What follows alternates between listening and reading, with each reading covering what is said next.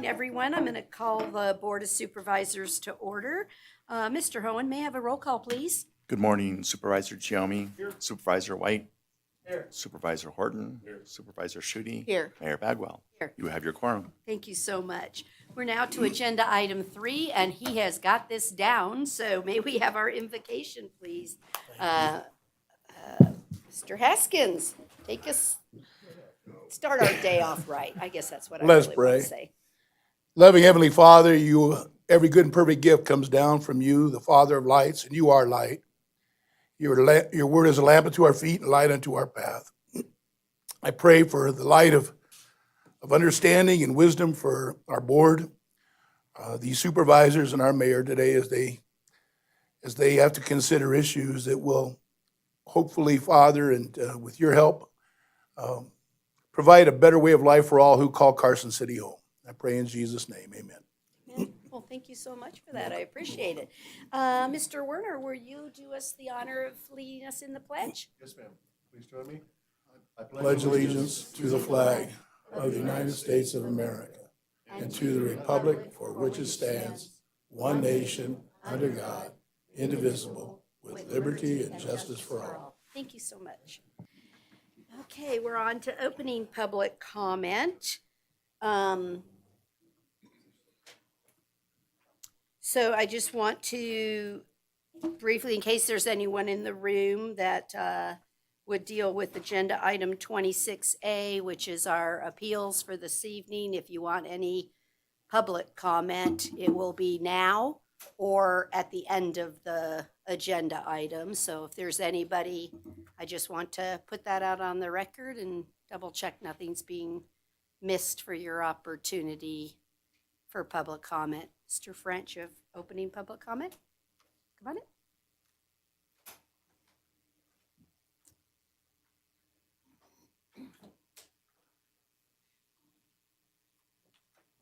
Good morning. Good morning. Related to the vitality deal, I will make a comment at the time of, you're not, because that's consent. No, I Well, won't that's take away fine. from your 3 minutes. I But appreciate- it's a quasi-judicial action, and so we don't take public comment. I was concerned what you had said about that. I didn't So you catch. can do it now or at the very end of the night, but not on the item. Thank you. So go. I have several items I would like to have pulled from the agenda. First, I'd like to consider the fact that I don't feel any subdivision final readings should be on the consent. I think that there should be at least a shout out or a mention of it and some of the particulars of it. Whether you're for it or against it is up to y'all. But I don't like those being on there. There's just too much material and it's just sort of being put by the wayside. I also am concerned about item that relates to the restrooms, and since I'm a little nervous, let's see, get to it.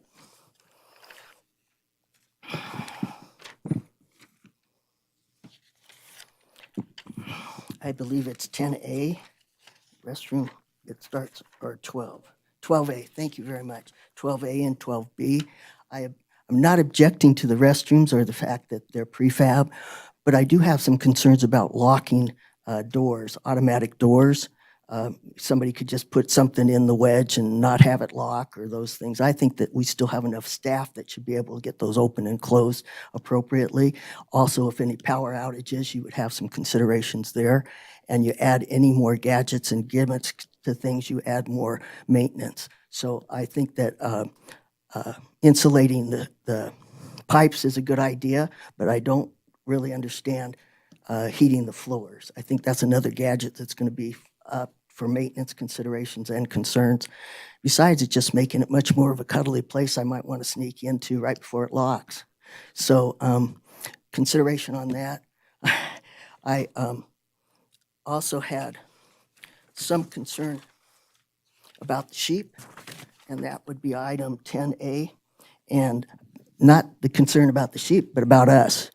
We were putting sheep up there to mitigate the fire fuel matters, but we're not putting red flags up when you have an issue on warnings for red flags, and I think they should be stationed at the OHV areas where off-highway vehicles, just as a reminder to everybody visually It takes you riding up into the location to see the signs that say, oh, check out this website.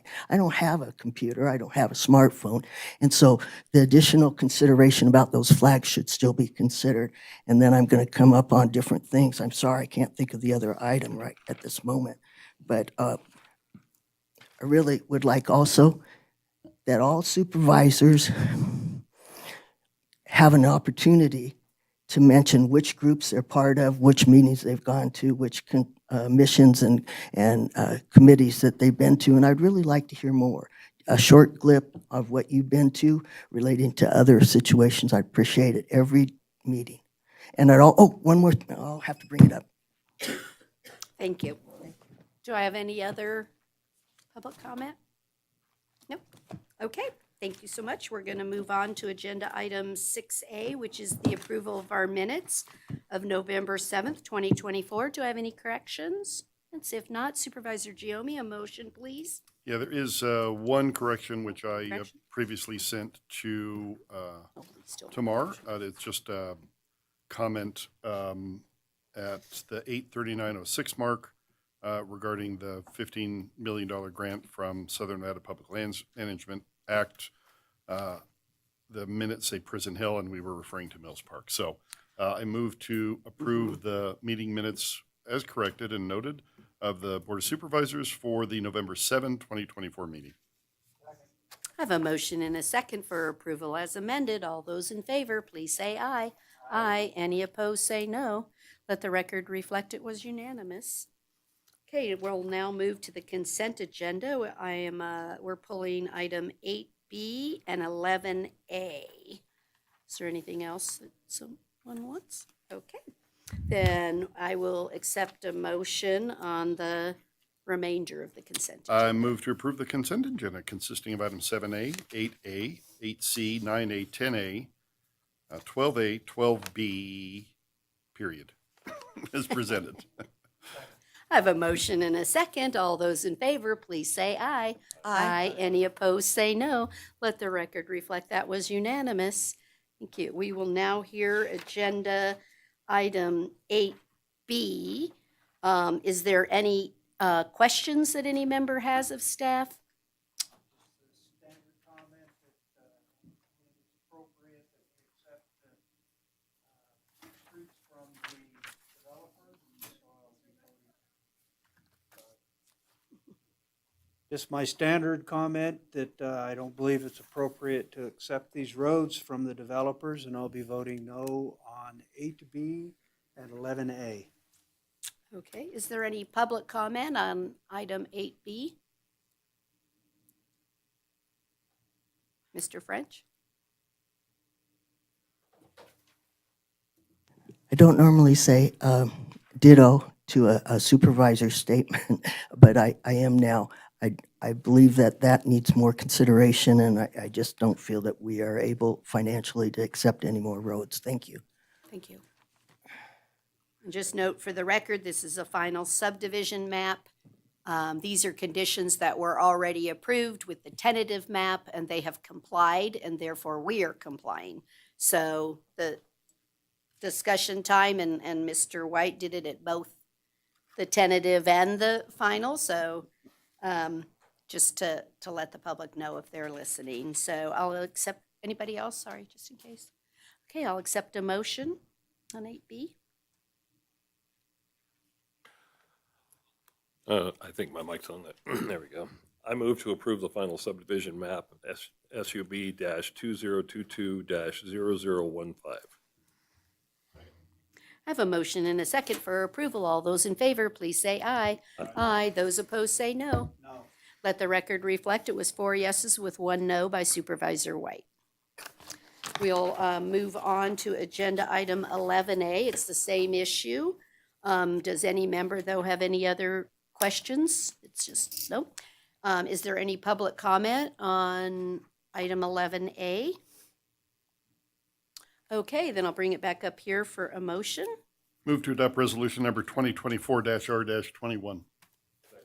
I have a motion and a second for approval. All those in favor, please say aye. Aye. Any opposed, say no. No. Let the record reflect it was 4 yeses and 1 no by Supervisor White. Thank you. Okay. We're now to agenda item 14A, discussion and possible action to adopt on second reading Bill 109. Mr. Hone, may I have the reading of the ordinance title, please?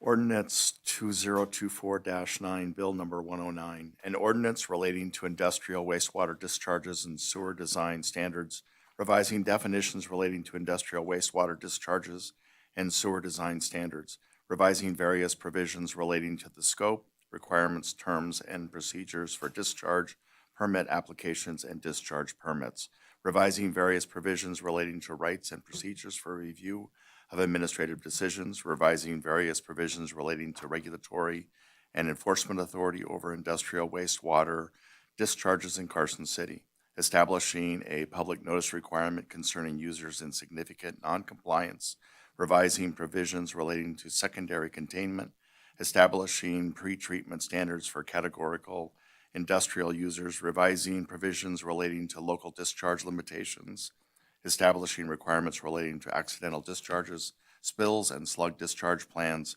make various clerical and conforming changes for organization, formatting, and style, and providing other matters properly related thereto.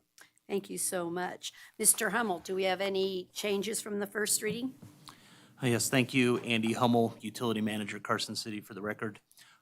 No changes. This is the same item, same language as So no presented additional last time. comments came in or anything? Okay, does any member have a question? Do I have any public comment on this item? Okay, then I'll bring it back up here for a motion, please. Supervisor Shute.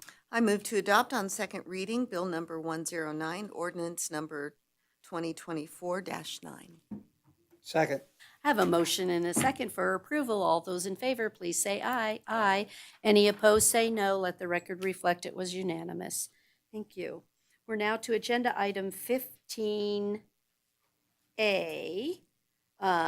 This is discussion and possible action regarding the appointment of up to 3 members at large for the 911 Surcharge Advisory Committee.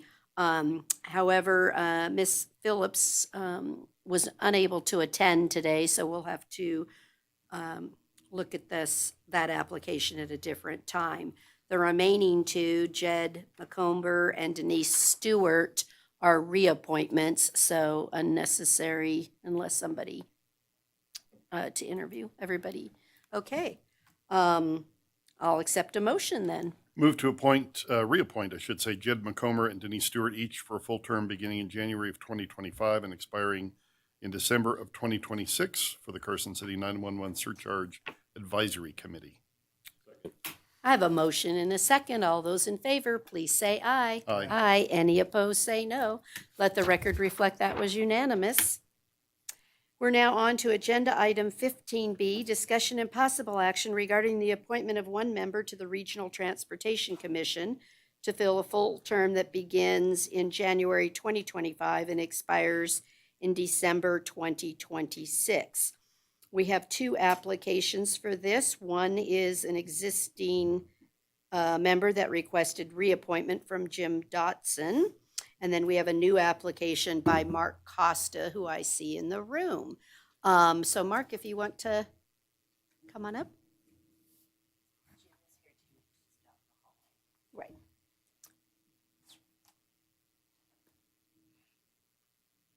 Good morning. Good morning. Good morning. So thank you for applying. We appreciate everyone that's willing to come out and put their name in the hat and look to do that. So my question, have you seen this before? Know how this works? No, I haven't. Oh, sorry. Yeah, Let me no, give that's a little okay. briefing. Okay. Sometimes you assume everyone knows. So what happens is each of us will ask you a question or two if we would like. And then you can make a closing why or statement if we didn't already cover it in a question. And then we'll have the other applicant come in and do the same thing, and then we make our final decision. So Okay, so if I understand correctly, then I would leave after I Okay. No, you can stay because you'll Okay. have already answered the questions. Oh, I He's out gotcha. in the hall, so he can't hear your answers. Okay. So we try to be really fair about that. We don't have dittos on these ones. So no, you're welcome to stay. So my question is, in light of the recent results of the ballot measures that happened on the road funding, what are your ideas on ways to create funding for the local roads? Well, it's very apparent from the results of that, both initiatives lost by more than 2 to 1 on that, there is no appetite for an increase in taxes or fees of that nature.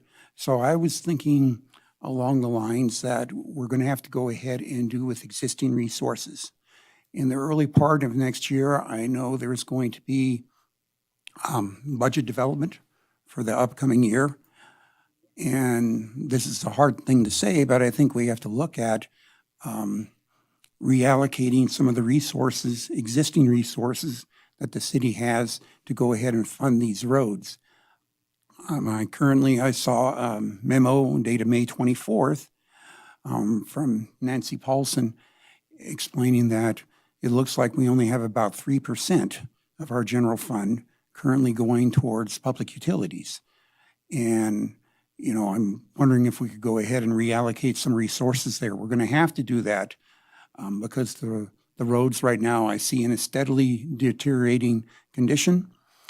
It'll be interesting when the proposed or when the planned survey of the roads takes place and to see where we are on that. I also would then be interested in using or finding out if public utilities has any excess capacity to go ahead and at least perform repair of really bad roads, a rehabilitation, to avoid them from getting any worse than where they're at for right now. And another third idea I have is that I know our bond capacity is used up right now, but I understand that it will be, you know, coming available. And I'm wondering if we could go ahead and release some bonds for the roads to perform like a surge of funding to go ahead and repair some of the worst roads. And may I just clarify, when you say public utility funds for roads, can you clarify what you mean? What public utility funds, if I can be a little more Okay. probing there? See if I brought that with me. Thank you for doing Okay, this research. I May appreciate it. 24th, a memo on the overview of general fund budget for fiscal year 2025.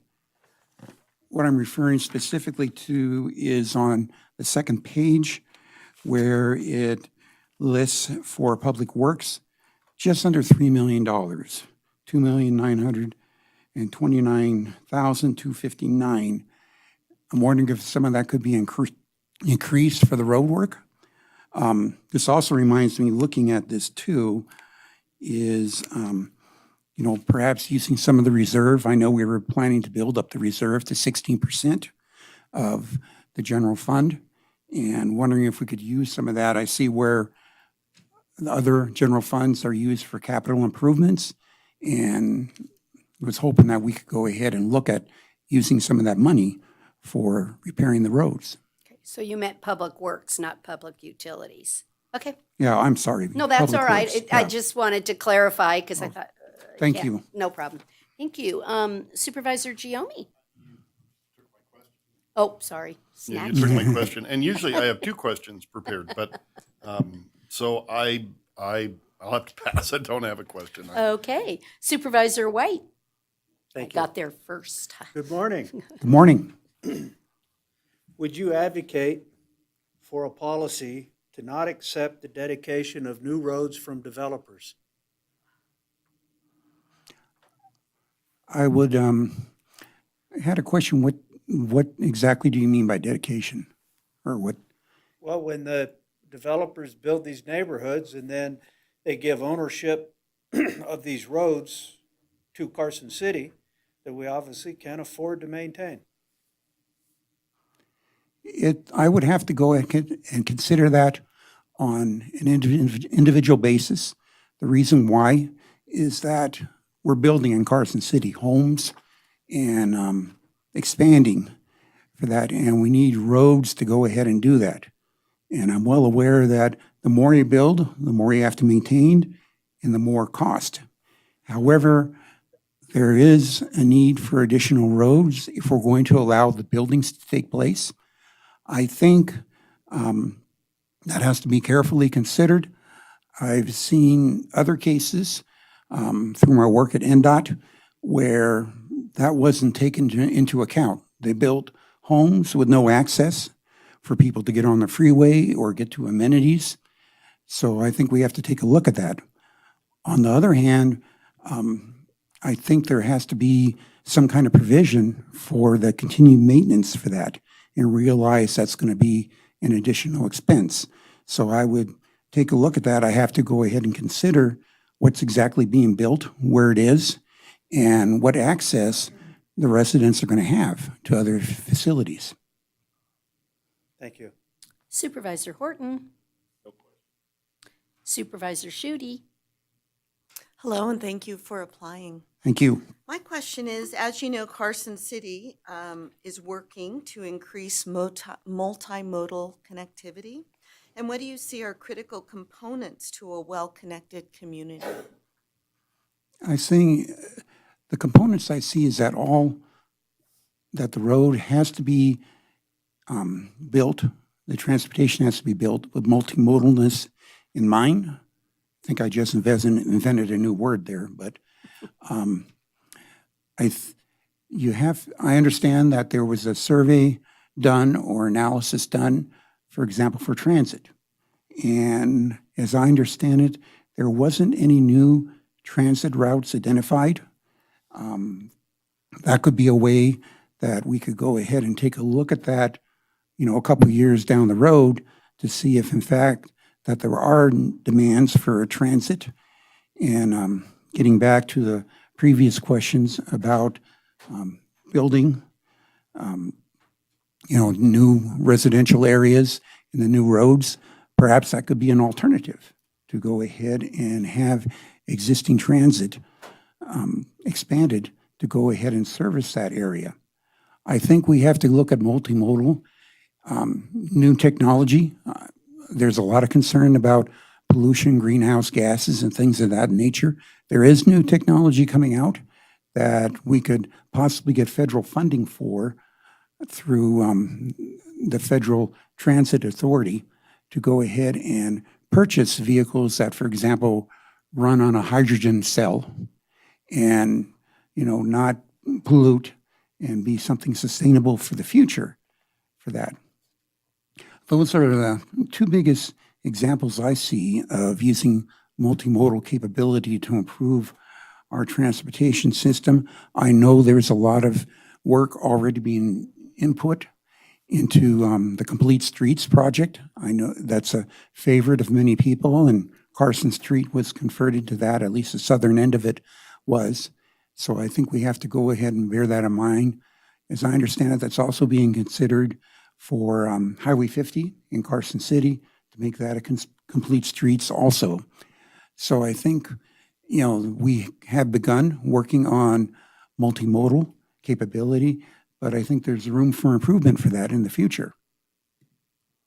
Thank you. Thank you so much. Now is your opportunity to just tell us why you're interested and what made you come to this conclusion to apply. I got very interested because I moved back to Carson City. I was living in Douglas County, moved back to Carson City about a year and a half or so ago, and the road in front of my house failed twice in two different directions, or two different areas for that, where I had water coming out from the road in two areas. Now, public utilities responded very quickly to that, and they did a fine job patching that up, and which was good, but that shouldn't have happened. And I was concerned about, all the places I've lived in my life, I've never seen that happen before, and it happened twice within a year where I was at. And then, of course, driving along the roads here, I've become more aware that of the problems with, the road conditions here. I can see frequently traveled roads like Roop and Coombs and around where I live, where the pavement is just spreading apart. And we're entering into another winter season. So I can see where there's a lot of work that needs to be done here. And I think that's very important, not only for roads, but also for infrastructure in general. Like I mentioned, the water main breaking in 2 places where I live. So that kind of got me interested and oriented in that area. I started attending workshops conducted by the staff, transportation staff. They did a good job at those workshops, and I knew it was extra work for them on top of everything they have to do, but it was very much needed. I started attending Campo and RTC meetings for that and made some recommendations throughout that. My comments are in the record for the minutes for the meetings. And so I realized that that's something that's really needed, is working on the infrastructure and the transportation network for our city.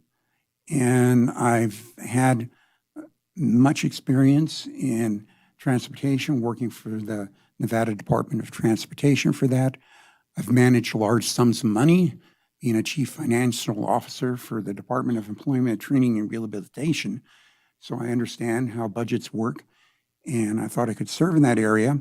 And finally, in my military service, I actually transported cargo, people, personnel. And so I know what it's like to use facilities that are good and some facilities that are not so good. So I think that's, in a nutshell, why I'm interested in this position. I was wondering if I could ask a question too. Certainly. Okay. I'd like to hear from some of the board members. What kind of qualities, or more specifically, what are you looking for in a member of the RTC? Does anyone want to look to just me? Okay. So I'll just say in general, when I look to appoint people to any board or commission, it's what they can bring to the table that helps that board function well together to achieve a goal, right? So is that person, and it doesn't even matter if they have a counterpoint, because you need those in your life, right? If no one's ever bringing up a counterpoint, then you don't consider everything. So I'm looking for people that love to do homework, love to do research, really care about the subject matter that they're being appointed to. So, in this case, I would say love roads, or love opportunities, or have skill sets that you can tell from their record or their education or their work history that they can bring something to the table. So, and then just their genuine interest to help the community thrive. So those are things that I look for when interviewing anyone for any position. Okay. Something we had done in NDOT when we were developing the One Nevada plan, the long-range transportation plan for the state of Nevada, is that we would work directly sometimes with the individual members of the transportation board. We would go meet with them, we'd look over the information that they provided, meet with them before the meeting, and instead of peppering them with a lot of questions, avoiding that, and getting a better understanding of what they were proposing and what they were planning to do. I understand that as a member of the RTC, I certainly cannot speak for the entire board. I'm just one member. I understand that from looking at the regulations for that. But I'm wondering if that would be allowable or preferable, in that I would go ahead and contact members of the transportation staff about what they're proposing to make sure I understand and any ideas that I have. I've already done that. I've talked to Chris Martinovich before as a private citizen, and I would like to go ahead and be able to do that at the board. It worked well for us in terms of, having an understanding with our board and our staff and getting things done. Absolutely, and that currently happens. Okay. So nothing would prevent that. Just because you're a member, the only rules are you can't have quorums, Yes. right? Because then you're deliberating together. So can't do that, but you could individually contact any member of the team and have discussions. That's allowed. And often helpful in reality, right? Because the more knowledge you have, the better you can help shape decisions. Yes, and that's true, and that I may have a different idea of what they're proposing, but I may have not understood completely of what they're talking about. So I think that helps in developing the communication and understanding for that. Thank you. So Okay. that's about all I have right now.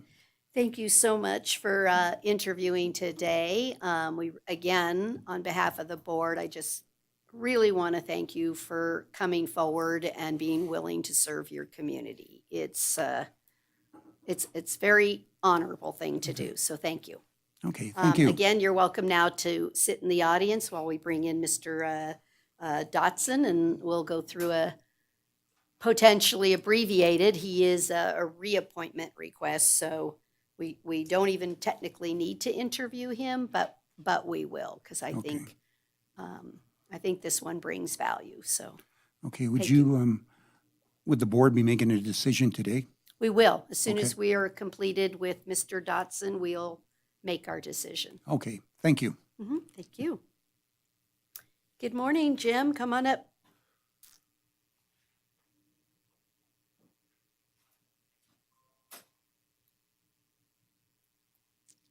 Jim has been through this before. So we just have 3 questions and more to try and really get an understanding. And thank you for reapplying. Let me just put that out on the record. So based on the ballot results that just happened concerning road funding, do you have any other ideas or thoughts about what that results meant? Or again, any other ideas having as how we could fix local roads? Well, thank you, Madam Mayor. Appreciate the opportunity to be here today. Yeah, certainly that's been a primary issue of our board, and one that's certainly worthy of a lot of consideration. I guess my thoughts would be as RTC board member, it was disappointing to see the results of the election. I think significant effort was made to point out the need and the use of those funds in a very needed manner, funding local road maintenance and repair. We spent a lot of time looking at the various options, and I guess I would have to say that I think that there are a few things that we could do to maybe increase the emphasis on local road funding. One would be to take a look at the way that we are prioritizing the available funding that we have right now to concentrate, focus in on the local road aspect of that, those fundings rather than the regional roads. Certainly a need for both, but I think that with as few options as we have for local road funding, that's where we would really need to concentrate those funds. We could shift the funding for regional roads to direct pavement preservation and reconstruction based on other federal funding that we have, such as the STPG funding, strictly to concentrate on the repair of the regional roads, and then concentrate all of our available funding into the local road package. Couple of other thoughts. I know that the V&T infrastructure tax is due to sunset, I believe in 2025, and that there would be an opportunity there to redirect that funding into the local roads and the RTC funding for pavement preservation and reconstruction. And considering the other options that we looked at through the course of this to get to the ballot measures, basically, I think that maybe in the near future, I hope that we could maybe take a look at the opportunity to address some of the worst problems through special improvement district considerations. I know that it seems to me that there would be opportunity there to look at local input. I know that the constituent input is crucial to this, and I think formation of an SID would perhaps give one-time packages to address some of the worst problems in each of the areas on a one-time basis, and help us, creep up on the improvement of our performance measures, our pavement condition index. Finally, I think that it's a good time to receive a new pavement condition survey that we'll be taking a look at the results of that in the first part of next year. And I say that because it seems like although we're using well-recognized software to project the deterioration of our roads into the future, one more actual condition point would help refine that and perhaps give us a better rate of deterioration and get a better way of looking at that, more sophisticated way. Okay, perfect. Supervisor White? Thank you. Good morning. Good morning. Would you advocate for a policy to not accept new roads from housing developers?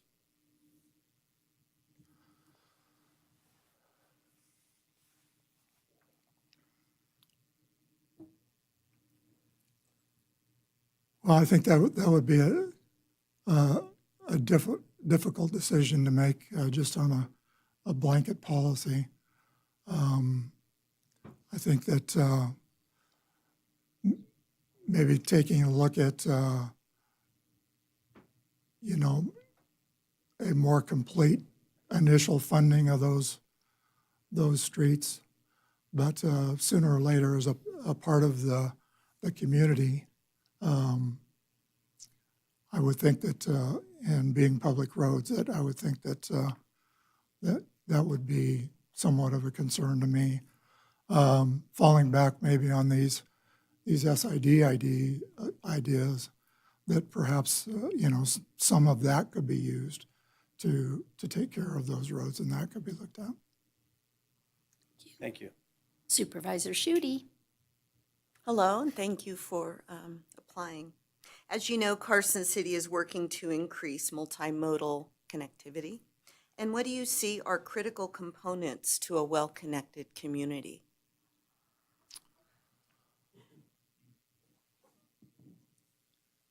Well, I think that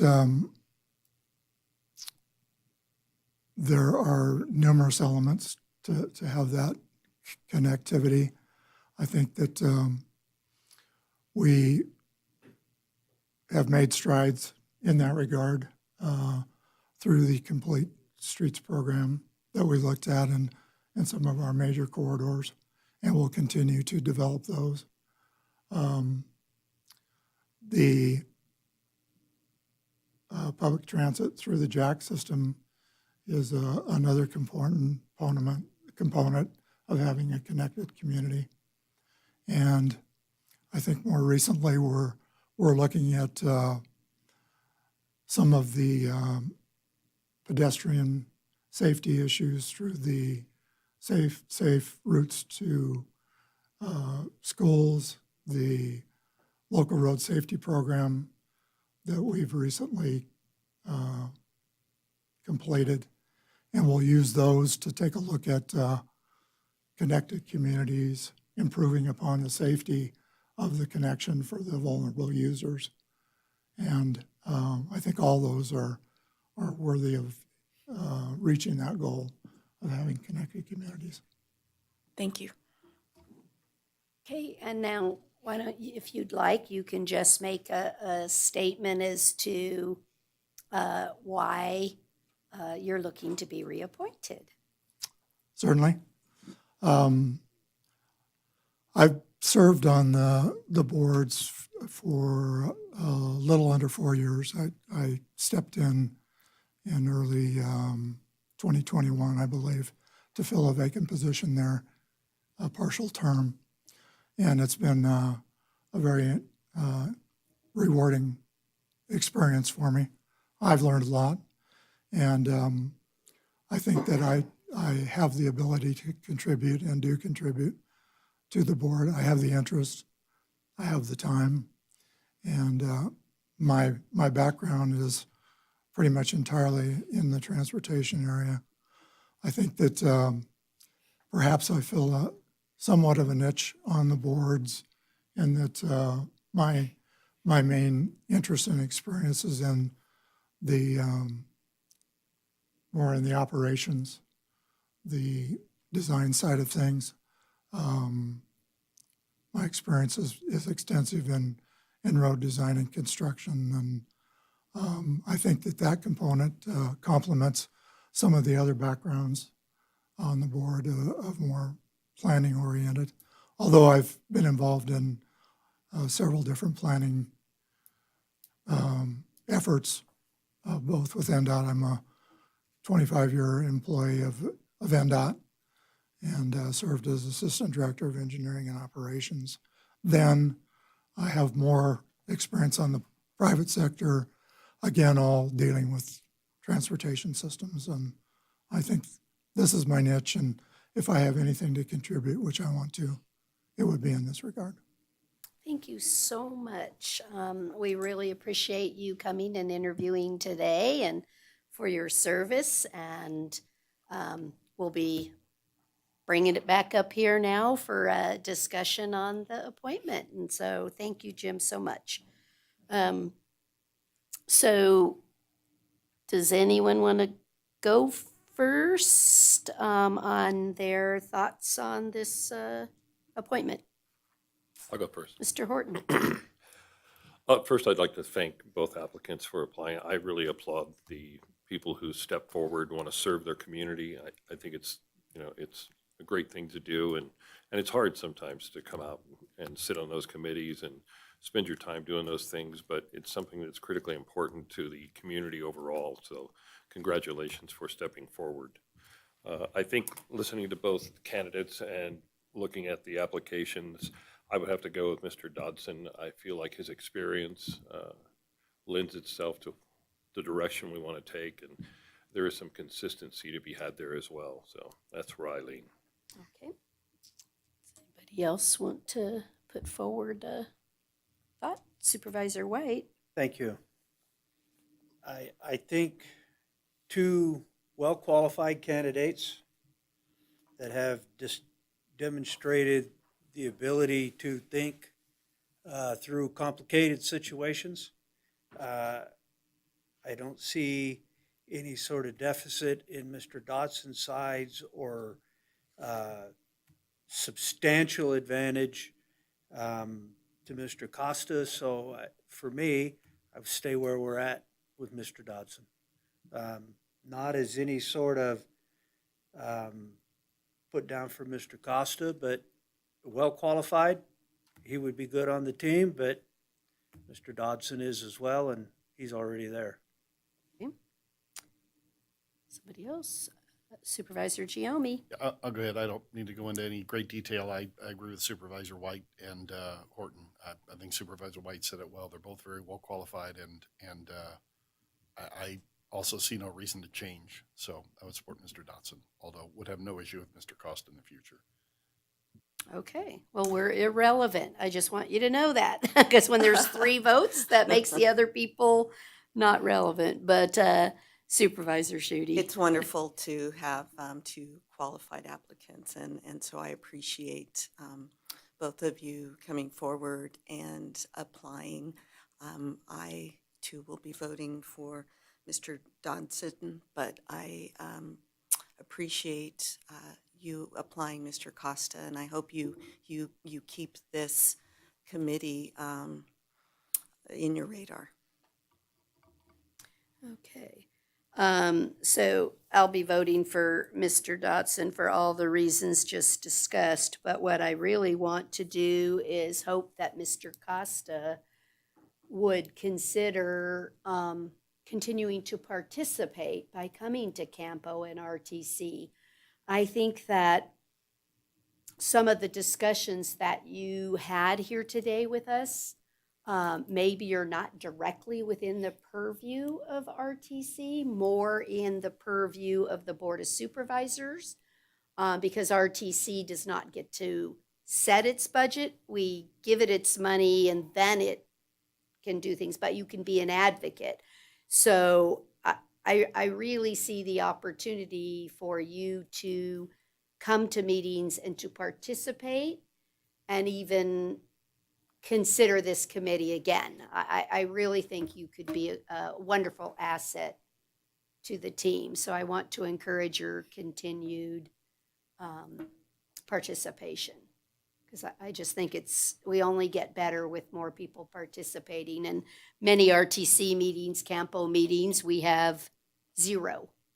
So please come and help us, because I think that I'm hearing that you have a passion to do that. So thank you again for applying. So with that, I will take a motion. Supervisor Shooty. I move to reappoint Jim Dotson to the Regional Transportation Commission for a full term beginning in January 2025 and expiring in December of 2026. I have a motion and a second. All those in favor, please say aye. Aye. Any opposed, say no. Let the record reflect that was unanimous. Okay, we're now on to agenda item 15C. This is just discussion only. A presentation by Friends in Service Helping Fish regarding the services offered. I see Mr. Peckham coming up. Larry, you gonna sit next to him? Oh, no? Just here as moral support? Oh, criticize. There you go. You have a presentation for us, Jim. I do. All right.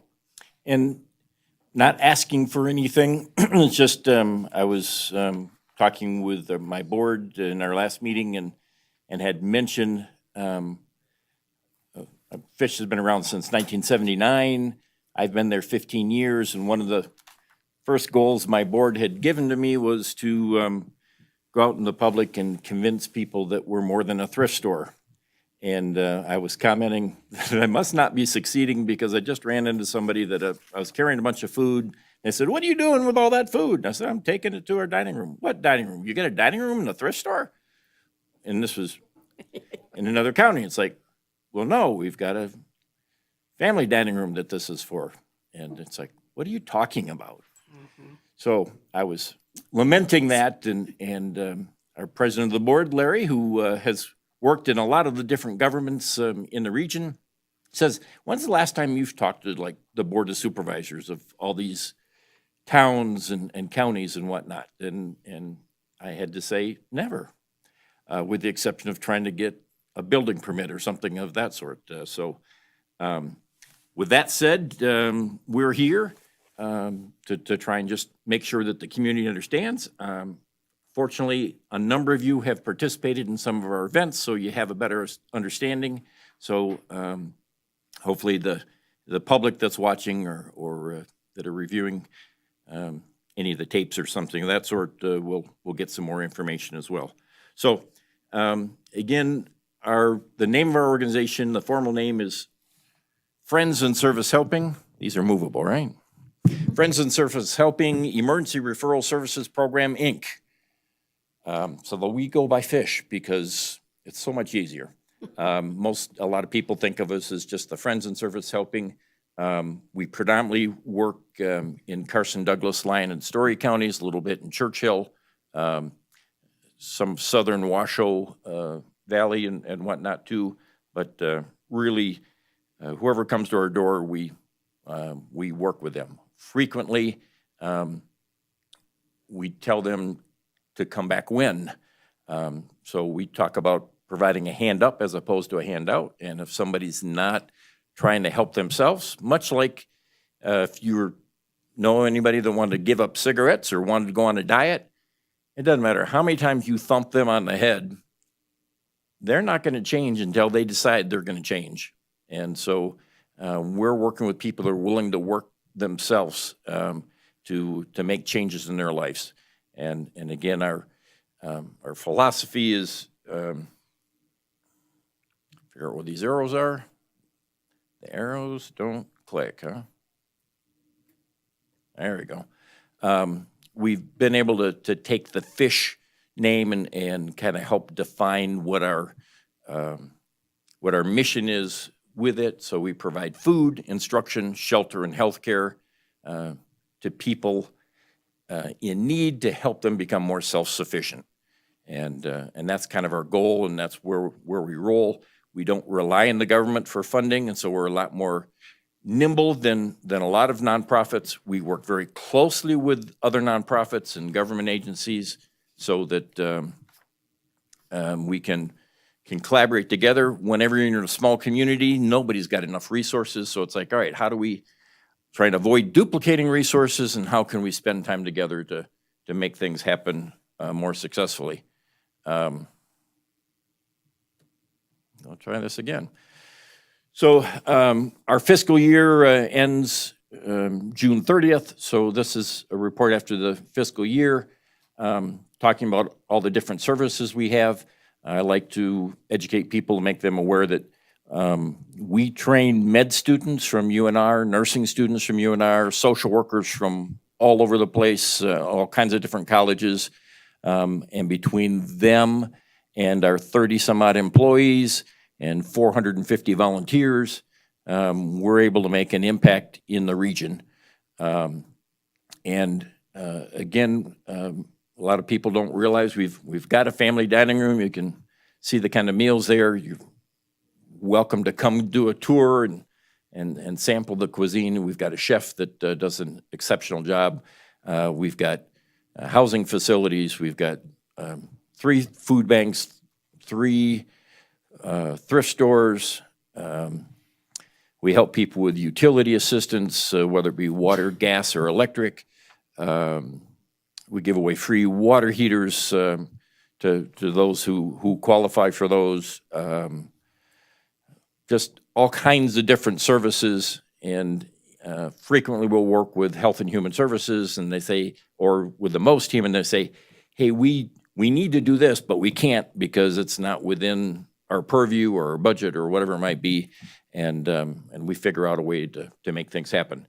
And sometimes the reverse is the same. It's like, hey, I don't have any budget, but this is a scenario that you guys can help cover. So we do a lot of that.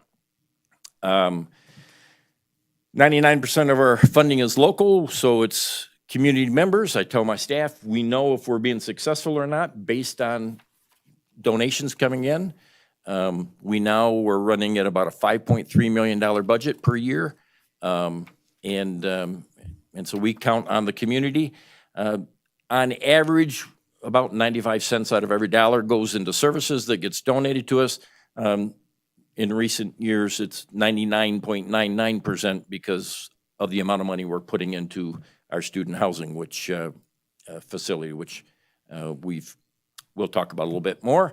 90% of our staff are volunteers, as I kind of alluded to, and we're always looking for volunteers. It might be, I get people say, well, I don't have any skills. It's like, you seem to have a really nice purse on your arm. Oh, yeah, and they start telling me about purses. Like, if you went into the thrift store and helped us figure out how to price purses, that would be very helpful, because I don't know. Was that a $5 purse or a $25 purse? So there's some people with shoes and books, from the thrift store. There's other people that are happy to be trained on how to counsel people to try and motivate them. We do a lot of motivational interviewing where a lot of our clients are thinking, what am I going to be doing in the next 5 or 10 minutes? Or how am I going to get to my next meal? And we try and get them to think out broader than that. So it's questions like, what was most frustrating in your life last month? And so what can we work on this month so that next month it's not going to be a problem? And start to get people to restore their hope and kind of get them to look out and understand that if they take some steps now, they'll be very beneficial, just like all of us probably go through and we think, oh, we probably ought to go to the gym. Where do you start? You start by going there once and then coming back sore, and if you keep with it, eventually you'll start to see the results. So small goals, but they've got to keep meeting those goals, and if they don't, then we say, well, come back when you're more serious. Come back when you're sober. We've been talking for a year and a half about sobriety being an issue. Come back after you've been through a 30-day program so that at least you can think clearly about some of these other things. So we never shut the door, but sometimes we do a little bit of tough love on people to make sure they move forward.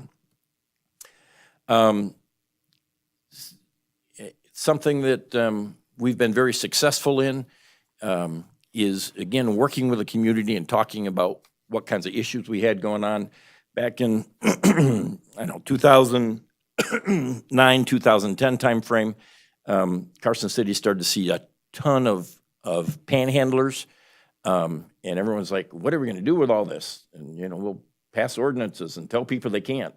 Well, Kenny knows people all follow every law that we ever put on the books, so that solved everything, with a couple exceptions.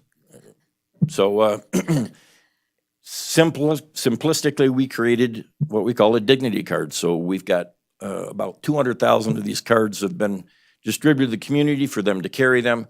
So if you see somebody that's panhandling or somebody that looks like they're down and out, don't give them money, don't give them food, give them a dignity card that comes to us. We get them into the system so that we can track, and we share our database with other organizations so that nobody has to relearn what, Bill Smith is all about. And we're able to provide them with, hot showers and fresh clothing and hot food and most of the time shelter as well. So it's just a good way. And then as they're in our process, we have them set goals. Other people, other agencies are able to go into our database and see non-confidential information about, what this person is doing. It's very frequent that, a church somebody will come in and say, my grandma just died. She's in Idaho. There's no way. I just, she was like a mother to me, and I just need $80 so I can get a bus ticket. And they give them $80. They enter into the database that they did that. And then when they show up at the next church and they go, what are you doing here? I see that, St. Teresa's just gave you $80. What are you bugging me for? I know it's hard to believe that anybody would ever go to multiple places and tell stories, but it happens. So that was an issue.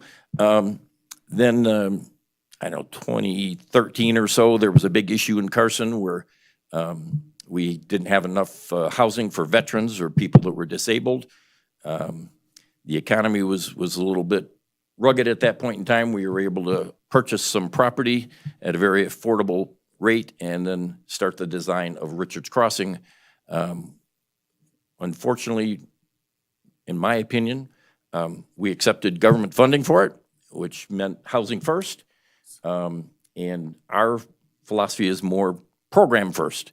You work our program, we'll give you housing.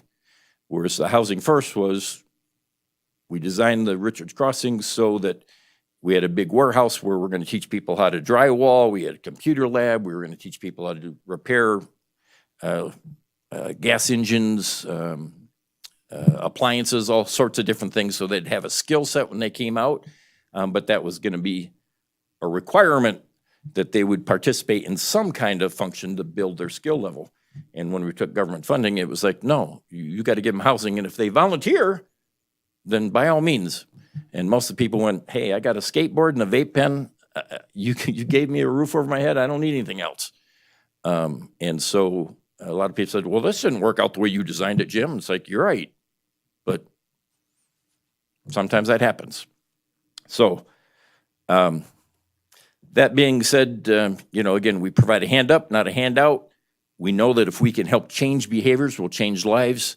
And a lot of people are resistant to that change. And we are trying to convince them to change. And we work with those who are willing. So up to recent issues that are coming up, lack of affordable housing is a big issue, and then a lack of skilled labor. And so what we decided to do is we bought the old Whistle Stop Inn that was here, and many of you probably remember the wonderful clown that used to be in the gazebo sitting out front scaring kids, the broken down train out front, and certainly it was an entrepreneurial hub. According to Ken and his deputies, there was a lot of business going on in there, and rarely was it legal. So we bought that facility, fixed up a couple of rooms, and kind of did a pilot program, and we found out that people who probably should have gone to college but never did still have the aptitude, and we could help them move from minimum wage jobs to meaningful careers. And so we worked with them. 80% of the people in our pilot program happen to be single parents. Half of those are single dads, the other half single moms. And they were just appreciative that they had a place that they could, and we paid for all their housing. We paid for an awful lot of their bills so they could focus on going to get certificates in it's trades, technology, and medicine. So manufacturing, welding, working with the electrical union, all sorts of different things that people kept saying, we need to hire these people, but we can't find them. And when they'd find them out of state, they couldn't find housing for them. So that didn't work very good. So our philosophy has been developed where instead of building more affordable housing, to try and make fewer people reliant on affordable housing. So people who probably are in affordable housing come into our student housing. We help them with HUD grants and other things to make reduce their cost. We work with the community colleges and some of the local unions, the auto dealerships, the HVAC companies, who can get them to a certification. And again, we're happy to work with people if they bring their family with them, if they bring a roommate with them, whatever it might be, so that everybody can be on that site. They bring their pets, the whole bit. So we ended up building luxury apartments in lieu of that. And you guys are more familiar with this than most of the communities were. And now we've got a lovely building. What we say is we've revitalized Carson City by having right on Main Street a beautiful building to hopefully encourage others to redo facades and other things to beautify the area. Are revitalizing the workforce from within, and as people move from their affordable housing into ours, others can backfill and start in that pipeline to go on to full-fledged market price housing as they leave. The goal of the program, for the most part, is for people to leave making at least $28 an hour. But, long-haul trucking, it's a 6-week class, and they come out making $70,000 to $85,000. But they still need a place to lay their head when they're not driving and to start saving up money so that they can go do some things. So, that's a really quick turnaround. We've had a couple of those people. But more focused, we're not focusing on people getting a degree with the exception of nursing degrees. The rest of them really, the focus is certificates so that they can join the workforce very quickly. And right now we're about 60% full. We've got 36 units. We've got 11 people still in the queue with HUD. And so within a week or so, we should be down to about 5 or 6 open apartments still and we expect those will be filled for the spring term that starts in January at WNC and others. So we've made it very friendly.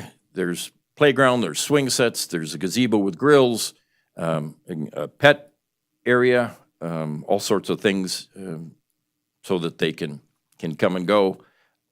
We've got our shuttle bus to be able to, those that don't have transportation, that we can transport them. That's kind of the focus there. And we don't know of any nonprofit to ever build student housing before. It was something that, just out of brainstorming of things that we needed to do. I like to say that, you're the only one in the West that's done it, but I don't know of anybody in the United States. And normally it's corporations, they build them, they work with the schools, and they've got shareholders that they're trying to make money for. And we're trying to just build the community as opposed to make money. The commercial building out front will have 2 restaurants in it for the community to use. I've got 2 restaurateurs that are putting in their building permits and whatnot to be able to occupy those spaces. One is Genoa Bar and Grill, who's moved up from Genoa because they said it's hard to get business there in the wintertime.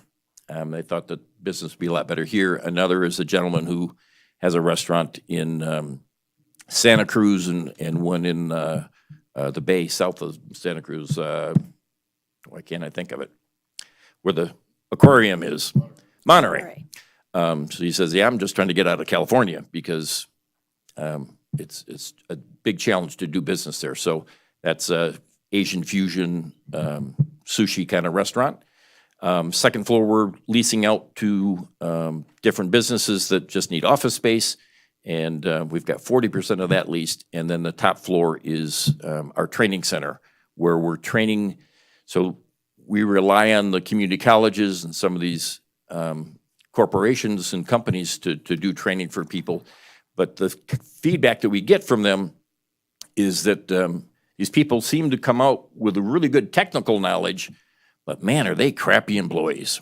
They don't show up on time, they want advances, they are argumentative, all these different things. So we are making sure that we focus on life skills and job skills and things of that sort, so that if someone comes out of our program, that they're more prepared for the work world than somebody that just that doesn't have that opportunity.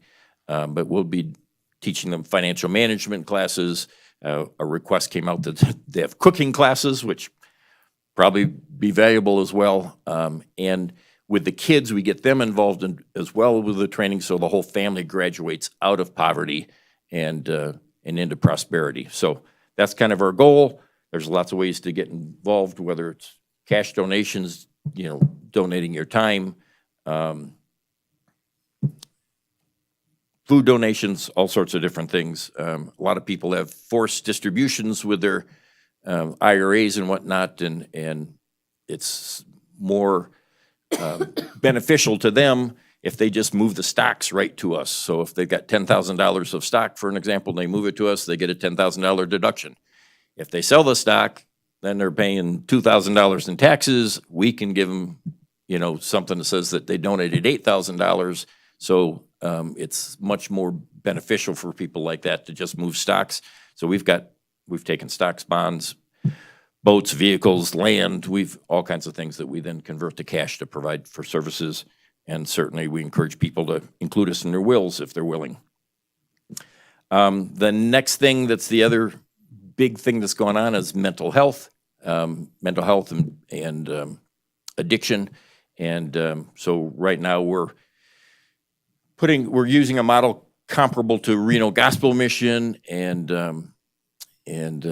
some other agencies that have been able to do 12-step programs utilizing some of the resources that are here that the hospital is providing to have some medical support as well. But a lot of it's just helping to isolate people and educate them and keep them busy so they don't get back into the fold that got them where they are, and getting them stabilized on medication and getting them off the alcohol and things of that sort. So we've we're starting a pilot on that. Based on how that goes, we'll probably be looking to purchase some property to do.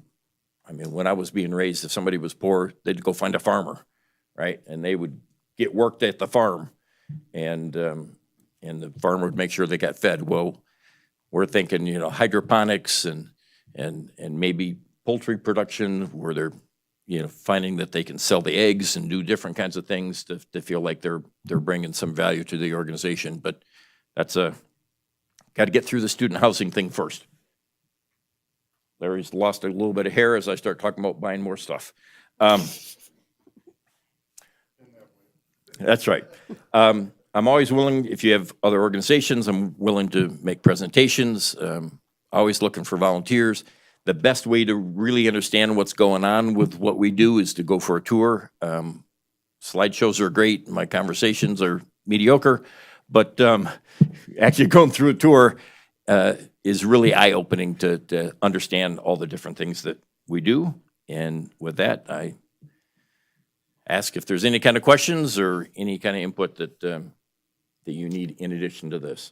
So in general, one of the things for me when I look at is a program successful?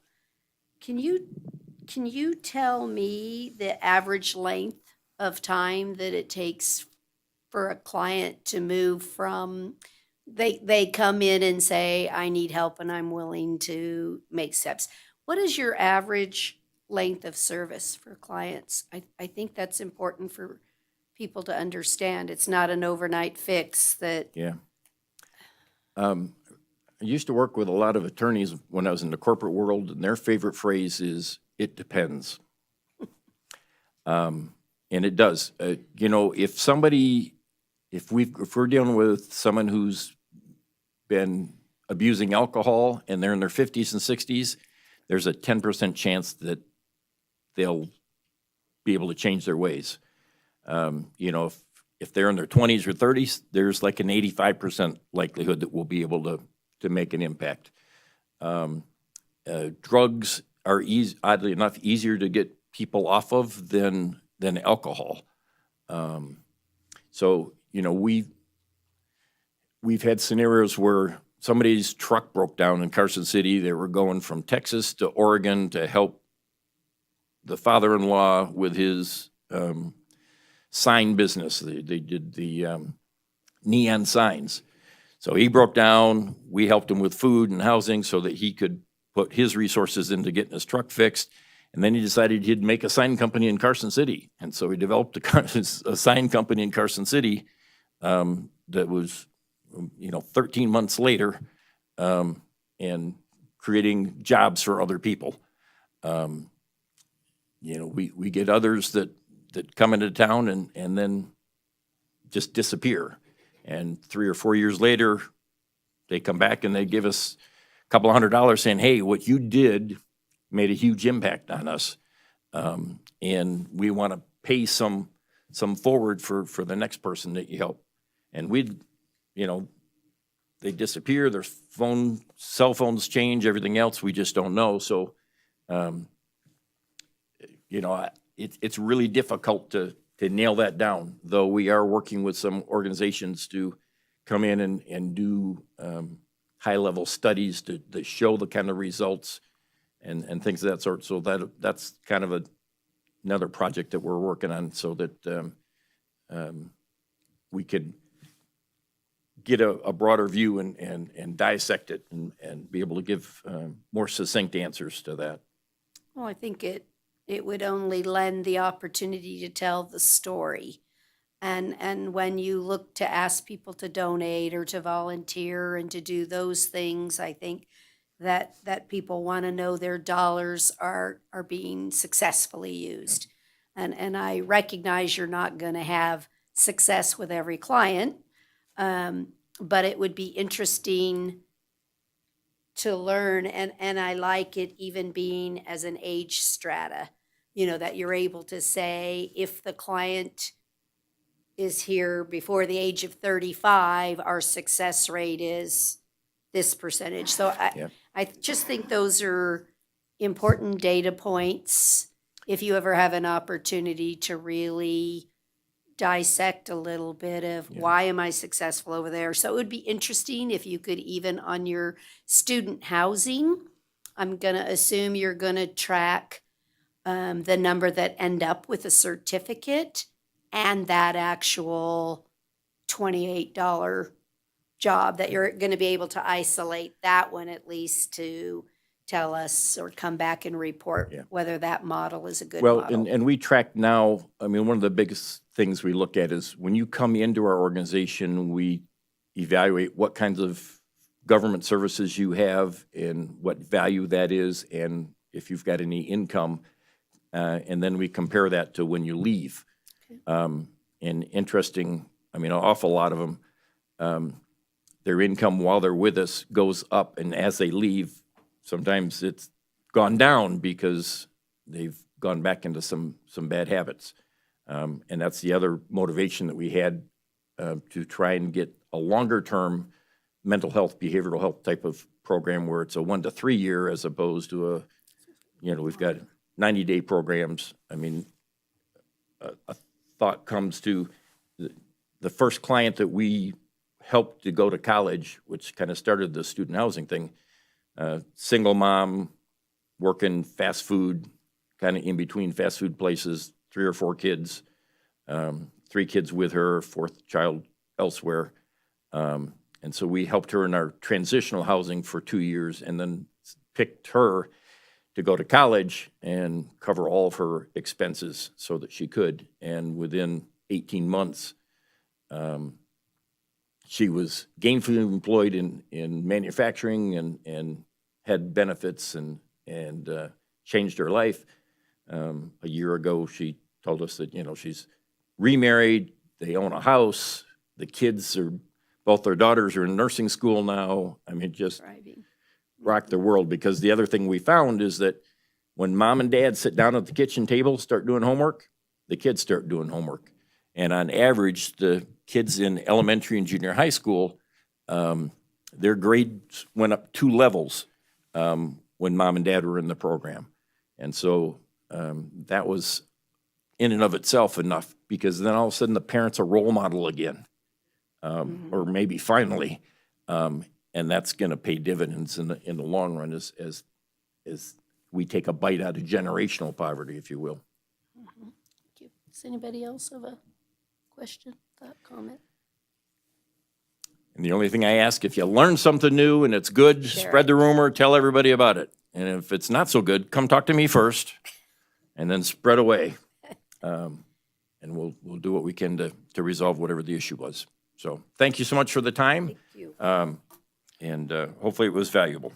Thank you so much. No, it really was. And just really thank your board and all your volunteers. I'm in the community with all the nonprofits, and I think as a board, we rarely have opportunities to say thank you.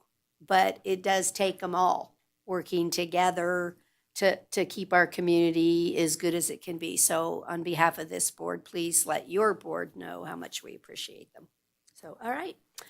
Okay, with that, I'm going to move to that in just a moment, Supervisor Giomi, because we just have one item, and then we will. Is there anything under agenda item 16, Ms. Paulson, that needs to be shared?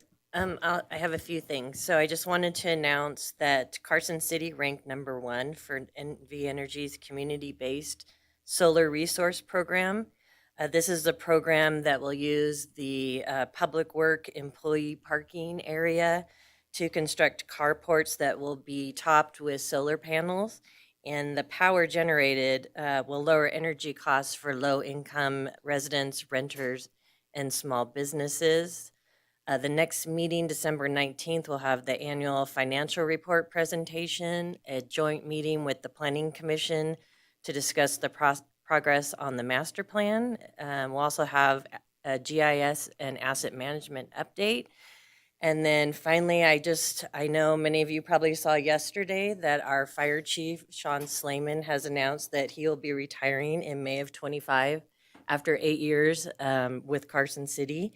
He's graciously agreed to stay until we can find a new fire chief, and I just want to thank Sean for everything that he's done for this community and the many accomplishments that he's made during his tenure for the city and the fire department.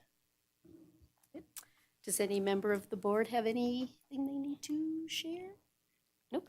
Okay, we will not have a closed meeting today, just for information. So with that, we are going to recess as the Board of Supervisors, and I remind you all, we're back at 5:30 for the continuation of our board meeting. And we are going to be then, oops, I'm over here, in recess as the Board of Supervisors, and the Board of Health will come in the next. Just give us 10 minutes. We'll reset, bring up Board of Health, and take a recess here. Thank you.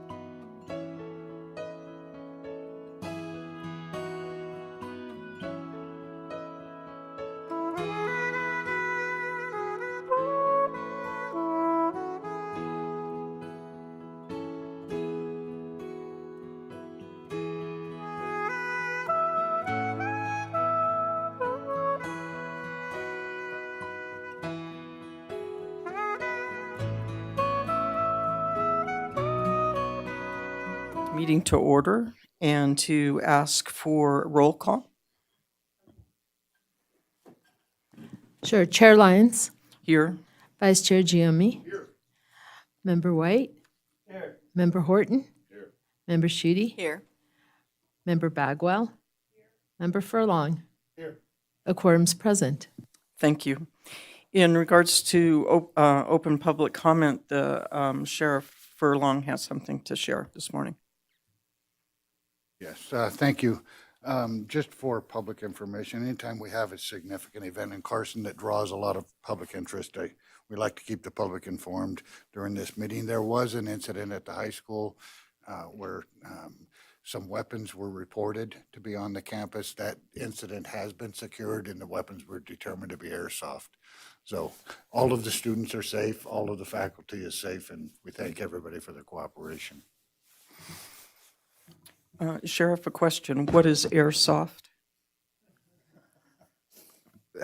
They're basically toy guns that shoot out little projectiles. Yeah. Any gun on the school campus is absolutely forbidden. Thank you. And is there any further public comment?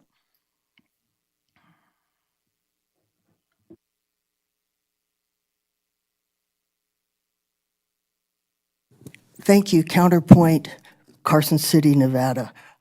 Actually, Denny French, but I have a new title, or at least a new label I'd like to put on myself. I'm a counterpoint. I'm sort of like the wind, right? Anyhow, my consideration, and Dr. Lyon helped me with this just earlier, I would like to see them meet with the joint meetings at a time where they're first, and that's a funny way to put it, sort of a reverse deal, but that the agenda would allow that the contributions of Dr. Lyon wouldn't have to be made as a personal, person as far as their first comments or the last comments, so that they can be sort of digested, taken in by the board, and then the staff could get back to their regular activities and such. So I'd like to see them get a chance to go first, and then the publics here that are here for other agenda items would be able to take in that information as well. So that order and such. I'd also like to say that I am concerned that I just heard, I talked to Andy Hummel, and I asked him about the testing for microplastics. And he says, yes, it's on our list. Or I said, yes, it was on your list. Now, how's that working? And he said, unfortunately, they don't have a test yet to quantify it. So while it's on the list, it's not being tested for yet. They don't have a test set to run it through to see what your level of microplastics are. Now, if I've got that wrong, you can all check with him, but I think I understood fairly well. And I am concerned about lead that might be involved in places that are not city properties per se, but that are childcare facilities as far as the lead contents in their infill. It's off the table as far as you all are concerned, and I've been doing researches into options on that. I'm still concerned about the artificial turf specifically. It's involvement in our environment and such. Thank you very much. Thank you. Counterpoint. Are there any other public comments? Okay, hearing none. I want to adjust the agendas so that Judith from Vitality can present and get back to her precious work.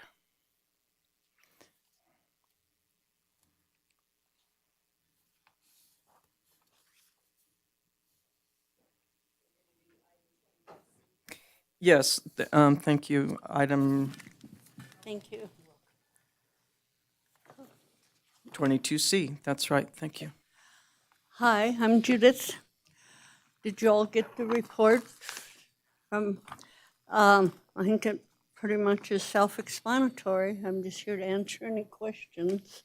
We did have a big turnout and treatment from the Carson City area. So just want to call your attention to that.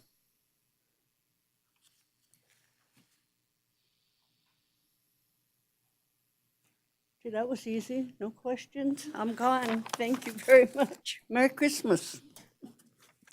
Merry Christmas to you too, thank you. So returning to the agenda in order, we'll start with,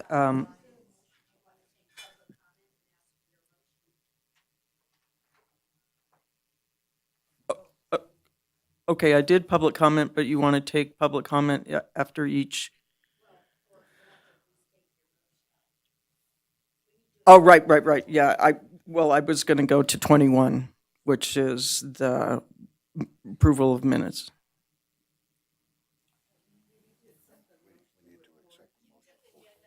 Oh, okay, thank you, I got it. Okay, is, Didn't cover this in mid-school, okay, he's did they? giving me a really hard time. I'm sorry, what did you? So they didn't cover this in mid-school, did they? No. I have the Robert's Rule of Order here, but that would be difficult. Yes, I will entertain a motion to accept the report from Vitality. I move to accept the report as presented. Okay, thank you. Second. And we have a second. Any opposed? Okay, motion carries. Now, back to, We actually have to vote. All in. oh, you have to say, you all have to say aye. Give us an opportunity to vote yea or nay. Asked for nay. So you have She to did? do, yeah. You did, I said, are any opposed? but that's okay. Okay, sorry. Is it okay to do it that way? Okay. Okay. Would anybody like to slap me up on the other side of my face? Okay, thank you. So now the approval of the minutes. Move to approve Carson City Board of Health meeting minutes from 5 September 2024. And any opposed? Motion passes. To the reports, Health and Human Services for possible action. This is a report from the Director of Health and Human Services, Nikki Aker.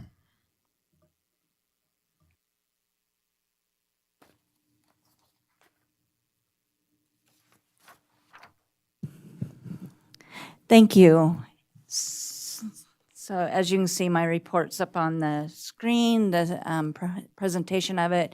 You did receive the full report in your packets, and it's out for the public to also see the full report. I'm just going to do a couple highlights. We do continue to have a hard-to-recruit position, and that's the environmental health manager. Continues to be very challenging to recruit and hire. I also want to highlight that we have been out in the community. So, and again, this report goes through the end of September, so I don't have the most current activities on there, but we attended 11 outreach events and engaged more than 1,000 adults and 1,600 youth. And these events included Sheriff's Night Out. Thank you for letting us participate in that. Empire Elementary Health Fair, Sasabration, and the Carson City Employee Health Fair.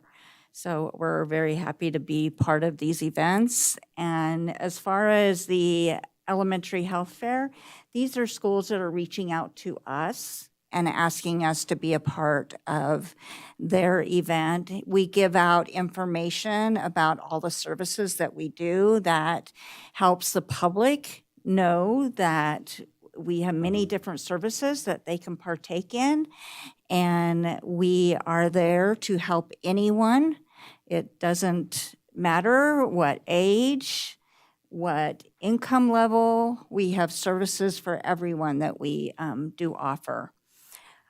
I ask you, and my leadership group asks, to continue advocacy and support for the public health funding legislation. It is going to go forth again in the 2025 legislation. As you remember, in 2023, it was SB 118. We did receive some what they call non-categorical funding, and what that means is it is not dictated and a very specific grant deliverable, but it is based on what a community's community health needs assessment projects that the gaps in that are. So each community is able to address gaps that have been identified within those communities. And we are again going to ask for it again in 2025.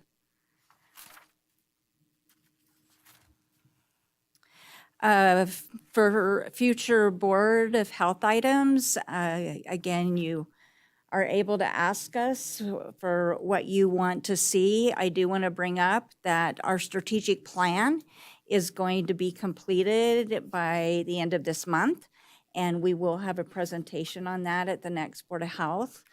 Another thing that I don't have on here is we will be bringing forth in 2025 a presentation on our street outreach.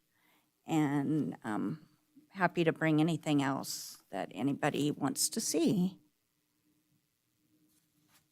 I do want to just give you some updated information. So we found out this week that we were reaccredited.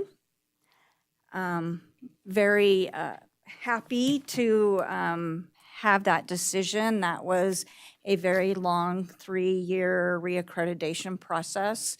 If you remember, we were accredited in May of 2016, the first health department in Nevada to be accredited, and we were the first health department to go through reaccreditation. It was a grueling process, but what this means to all of you and to the public, we're measured against national standards. So that gives you as the Board of Health members and the public assurance that we're doing what we should be doing as your public health department. And a big component of accreditation is quality improvement, which you know is in the city's strategic plan, as well as I'm sure there will be a component in ours as well. At Carson City Health and Human Services, we have a quality improvement committee, and we strive to improve our processes and programs with a process that looks at the data, and we come up with data-driven decisions of what that process may look like. We're always looking to improve upon things. So if you hear of any item or process that we have out and the public is voicing that concern to you, please bring that to us and we can put it through our quality improvement process and possibly improve upon that. And another item that it helps you and the public be reassured of is whenever possible, we use evidence-based programming, and we also use best practices. So those are some items that accreditation looks at, and so by being reaccredited, you can assure that that's happening. So I will take any questions. Thank you with that, Nikki.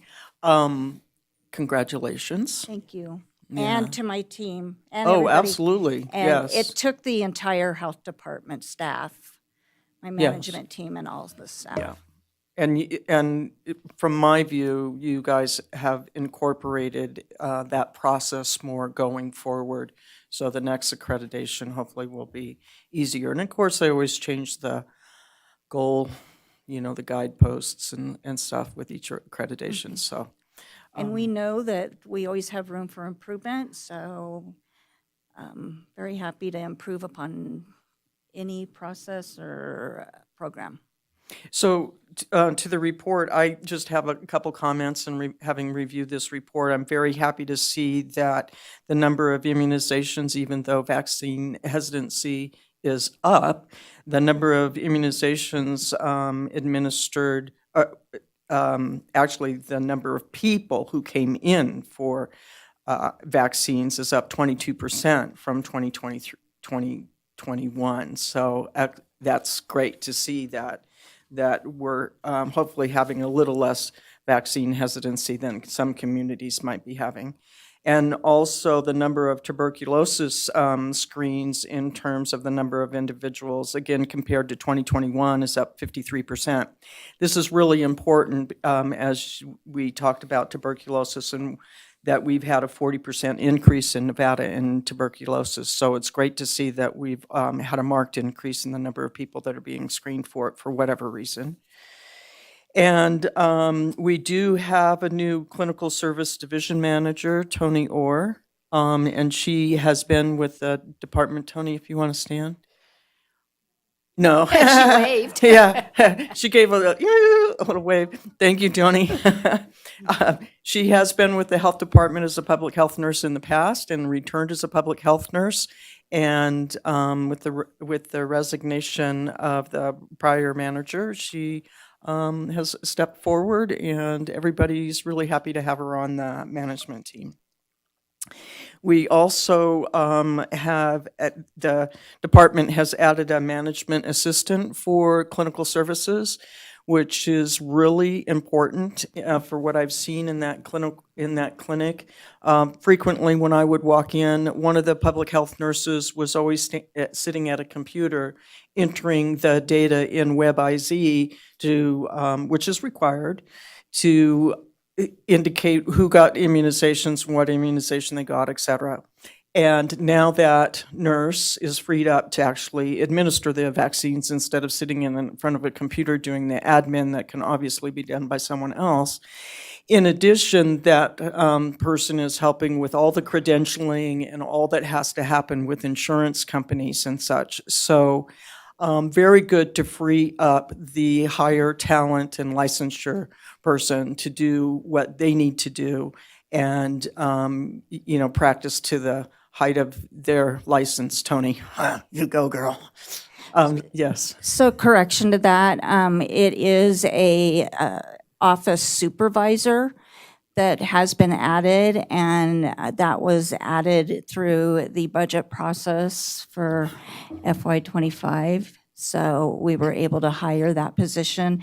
That position is paid 100% by a grant through the CDC. It's a Public Health Infrastructure Grant. Thank you for that correction.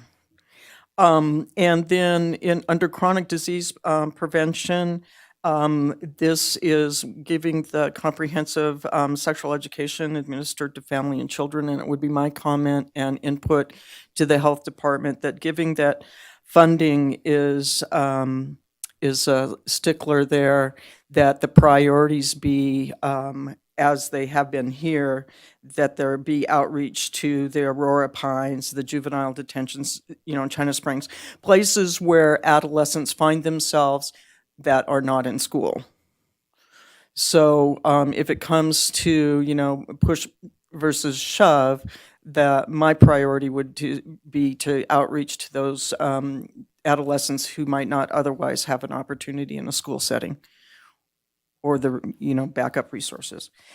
And then I would ask the board to help Susie from Chronic Disease Management with they have a new public program specialist who's been trained in tobacco and vaping prevention, as well as treatment for any youth that want to stop those activities. So they have Catch My Breath, Not on Tobacco, and In Depth. So to help the department get access to our adolescents and our preteens, whether it would be through schools, the Boys and Girls Club, or whatever. They're just started this program. They just got the training. And so they're making some inroads. Virginia City Middle School, they'll be presenting. But to help whether that would be a contact that you might have with the school board, school nurses, health teachers, anyone that might be able to facilitate getting these trained, certified on those specific topics, because we know the vaping thing is a big issue. And if you can't catch them before 21, 25, you may now have a lifetime consumer.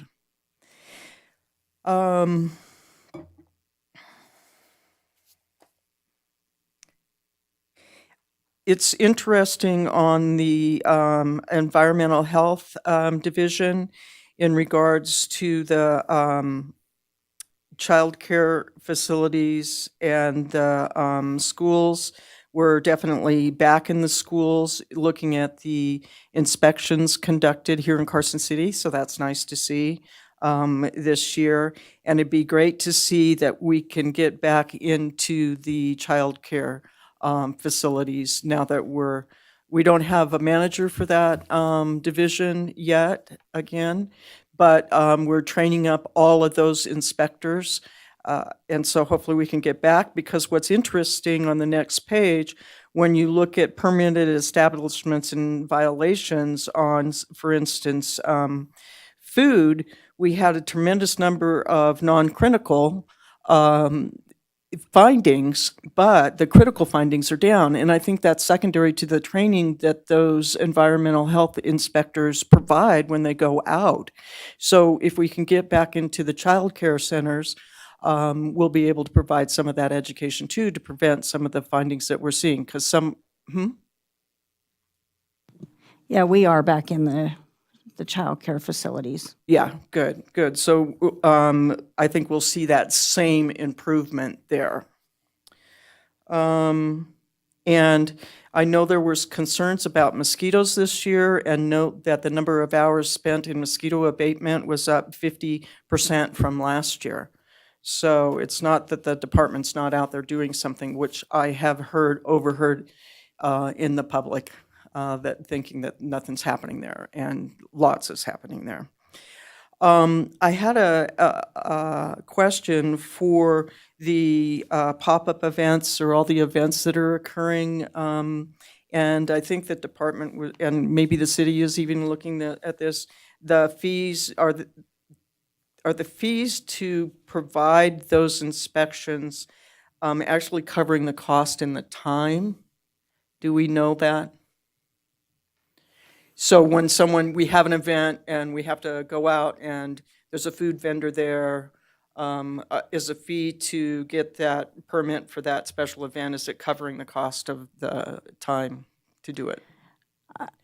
So I would say no, it's not. Carson City has very low environmental health fees compared to the state fees. That will be something in the future that we'll be looking at and evaluating from a department and possibly bringing forward. The fees are within the code, the Carson City Municipal Code right now.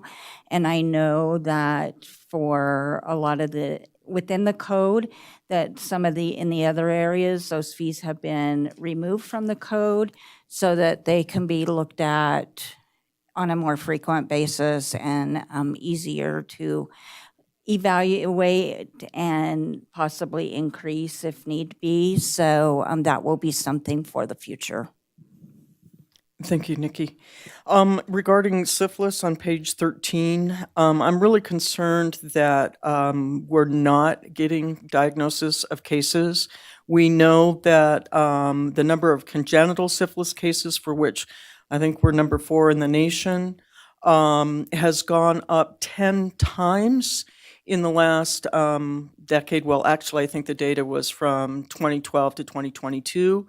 And we have to diagnose the primary and the secondary syphilis in order to prevent those congenital syphilises, which are absolutely devastating, where the infection is transmitted to the fetus, the unborn infant, and then we have neurological damage. So I'm concerned about that, and would encourage the health department to do whatever kind of outreach they can in terms of STD screening is available.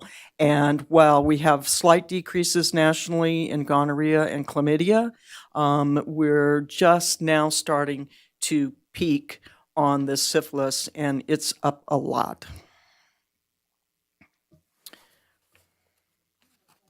So what you're saying is the fact that it shows 1, Right. you're not seeing that as an accurate number or reflective of the reality of what's out there? Yeah, I would suspect that there is more syphilis out there and it's not diagnosed. Okay, thanks. Yeah. And, there's data about that, like how many people are living with HIV who don't know it. I think it's like 25% or something like that. So, yeah, we had 8, 11, 3, 1. It's just not realistic, not when we know that the state of Nevada has got a problem. And it's not that the department isn't doing their job per se, or whatever. Yeah. And then on page 14 regarding the vector, well, this says vector-borne. Okay, never mind, excuse me. Going on to COVID-19, that we did have 9 outbreaks of COVID-19 in daycares in the schools. And that's why it's important for us to remain in those facilities and those institutions. And I know that our EPI is still working with the school nurses and has a strong relationship there. So that's good. And just to say that COVID is still out there, and we can see that the influenza and RSV on page 15, dramatic increases in number of people hospitalized with influenza this year from 6 last year to 57 this year, and that RSV it nearly doubled as well, and that's both adults and in kids. So these things are preventable, and I'll go more into that in my those hospitalizations are preventable, and we'll go into more of that in my report. And I had a question for Mary Jane on your report 16. Well, it's really not a question, but I want to be sure everybody understands that housing management information system, community management information system, is something that's being used community-wide, statewide. So that, as the Mayor was asking Peckham earlier about the data, this is a place where we can see where's that person entered. Maybe they entered in Lyon County somewhere. Maybe they entered in Elko, but now they're in Carson. And so we can keep track of what's happening, and that's going to be helpful going forward with the data and developing programming. And I'm nearly done. And I want to give a congratulations to Jessica Brenner. Please stand. Oh, Yeah. For the Public Health Preparedness Manager, she completed her capstone course for Emergency Management Institute's Planning Program Practitioner Certification. And I'm sure it was not an easy process, but she did very well. You had a really high score, I think. Oh, right. Wow, hear that. So you have someone who has been able to step into the deputy director's prior position with excellence. Great, thank you. This is fantastic. So those are my comments about the quarterly report. Any questions for me or for Nikki Aker? Oh, you know what? My thing isn't on. I'll start with the mayor. Okay. So I have a few questions. So I want to start with, you talk about doing quality improvement projects and that you look at things. Can you give me an example of something that your team recently digested, looked at, and then a result from doing that exercise? I think often the public has no idea that we're constantly reviewing things that we do, and it would be helpful if you could give us an example of something that you guys have done.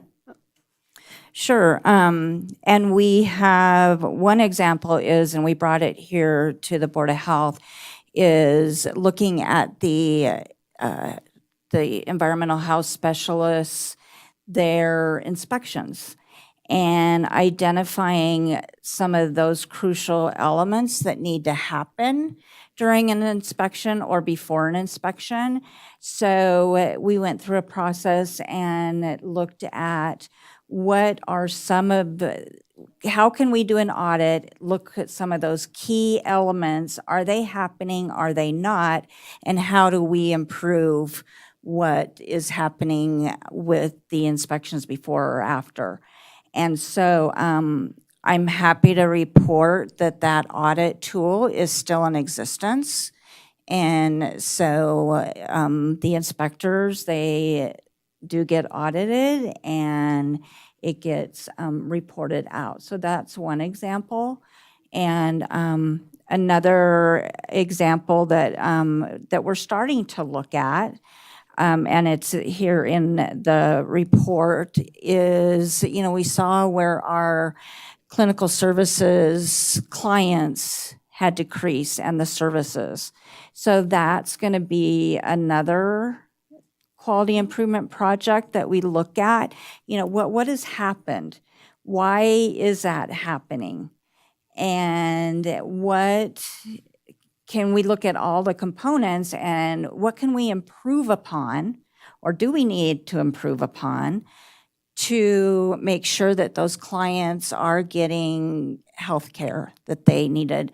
One component of that may be that, you know, they're seeking health care somewhere else. And that's another important thing. We just want to make sure that they're getting health care somewhere. Not necessarily that we have to have them coming to us, but we want to make sure that the individuals are getting health care because, you know, as a community, that can impact us in many different ways. It can impact us as individuals having to go to the emergency room and the costs of that, or having a chronic disease down the road. So there can be long-term effects. So those are one that we have done, one that we're looking at doing. So maybe even to suggest another one or to have a thought process about this, and even Dr. Lyons brought it up earlier, and certainly from where I live out near the river, the number of phone calls, the number of complaints that I received about the mosquitoes. I think either education, processes, I think that's something that needs to be looked at. It's amazing the public responses with all different realities that they thought that we did not spray. We were behind. Then some saying, oh, no, we weren't. But I think in mosquito life, 2 weeks does matter. You know, how many bites do you have to get? So I just would recommend that maybe that's an area that we could do some more public outreach or do a quality improvement to say, what are we getting right? What are we not getting right? I think it's a huge public issue when it starts, and it's bad if you walk into your house and have 50 mosquito bites. And thank you for that. So one thing I do want to let the public know and all of you know is through the CDC Public Health Infrastructure Grant, we were able to hire a part-time vector control technician. So that individual's primary job is mosquito abatement and looking at all components of that. I do have a meeting coming up, and he's already coming up with some ideas of, you know, what do we do different. It may cost money. We've got a very small mosquito abatement budget, but, you know, that will be forthcoming if need be. So we're very excited to have that person on board because these duties in the past, they were all rolled into the environmental health specialist positions. So you can imagine the individuals during the summer months when we've got temporary events going on and then you're rolling in having to do mosquito abatement, how daunting that can get. So very happy to have this person that's dedicated to that. And then my final discussion is, I know that you're asking us to support the ongoing funding from the legislature for general dollars, not targeted. Can you tell us what is our success message that we'll be presenting that Carson City did with its dollars? Sure. So we've got a number of items that we're working on. It's with the SB 118. I had brought it forward before. And some of that is we saw through the community health needs assessment that isolation of individuals was a problem. And, that I think happened a lot during COVID and just continued on. So some of our money is going to different programs that can help with that isolation, get people out to do different activities. We're looking at the transportation for some to even get out and take care of their basic needs. But it's, getting out of their house, getting socialized with other individuals. A big component of that SB 118 money is going to reestablish our youth vaping program, the youth vaping prevention program. And if you remember, a couple years ago, the legislature discontinued that funding. And so we are using that funding to reestablish that program because we know that youth vaping is an epidemic and we need to get them as early as possible and give them education and opportunities to quit if they are vaping. So some of that funds are going to that. And I'll tell you a success story with that. Tony Orr was actually, I believe she was a part of this. She was doing a presentation at the high school about youth vaping, and one of the students brought their device and gave it to her. That's great. So. Okay. So it's those little success stories that, you've really impacted one life. And it could impact many lives if she goes on to talk with her peers and that. So thank you. Relative to that, SB 218, NACO is going to support whatever bill is, I don't know that if it has a number yet or not. But I think the key is getting messages from across the state to the legislature that it is successful and it is needed and what has been done with the money and because I don't think they'll fund it if we can't paint that picture, if the health districts can't paint that picture. You might get it past this session because it took a long time to develop the process and some of the money just hadn't even been out a year. So, I think there might be a pass, but certainly I don't think it'll go beyond this session. So anything you can do along those lines to promote that will be helpful to getting it passed and helpful to getting that info to Amy. From that perspective, NACO was also working to make that, we voted at our last meeting, we'll finalize it at our December meeting to make Amy's position at NACO full-time and not grant funded. She has grant funding that runs through March or April, I think. Maybe it's May. But we're planning to make that position full-time because every county in Nevada has a human services division, even if they don't have a health department or a health officer other than what the state's providing. But everyone has human services, and so we're expanding our role to not only health, but the human services component as well. And I think from an advocacy perspective, it's hard to deny the benefit that position, a lot of it has to do with Amy herself, but the benefit that position is going to provide to counties across the state. So that's coming. You may have heard that. I just want to let you know. Along the lines of the vaping component, number of years ago, probably too many for this to even be relevant, but we did at the fire department something with them relative to teen drinking and drug use, and they had a video production team at the high school that actually got involved in making a video about drinking and driving. And I don't know if that still exists, but to the to what Dr. Lyons said about ideas, if they do exist, enlisting them to help with the video production, of teens or stories of vaping or whatever might be, peer-to-peer work always seems to work better than adult-to-peer lecturing, right? So, I would look into that. They were a great group of kids. They also did a video on getting drunk in the cemetery. Yes. Yeah. Yeah. Yeah. So anyway, they did a number of videos, and they were, kids that were, not meaning this in a nerd way, but the nerd ones that were really into the electronics and graphics, and now it's probably 90% of them.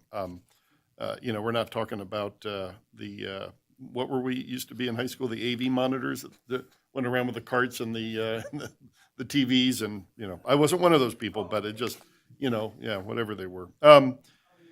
And then in terms of the restaurant inspections, I know you made some comments in the notes about being down positions, and I know how difficult the requirements are to meet for the people who fill those roles, because they have to have a certain level of education and it has to be in the right categories.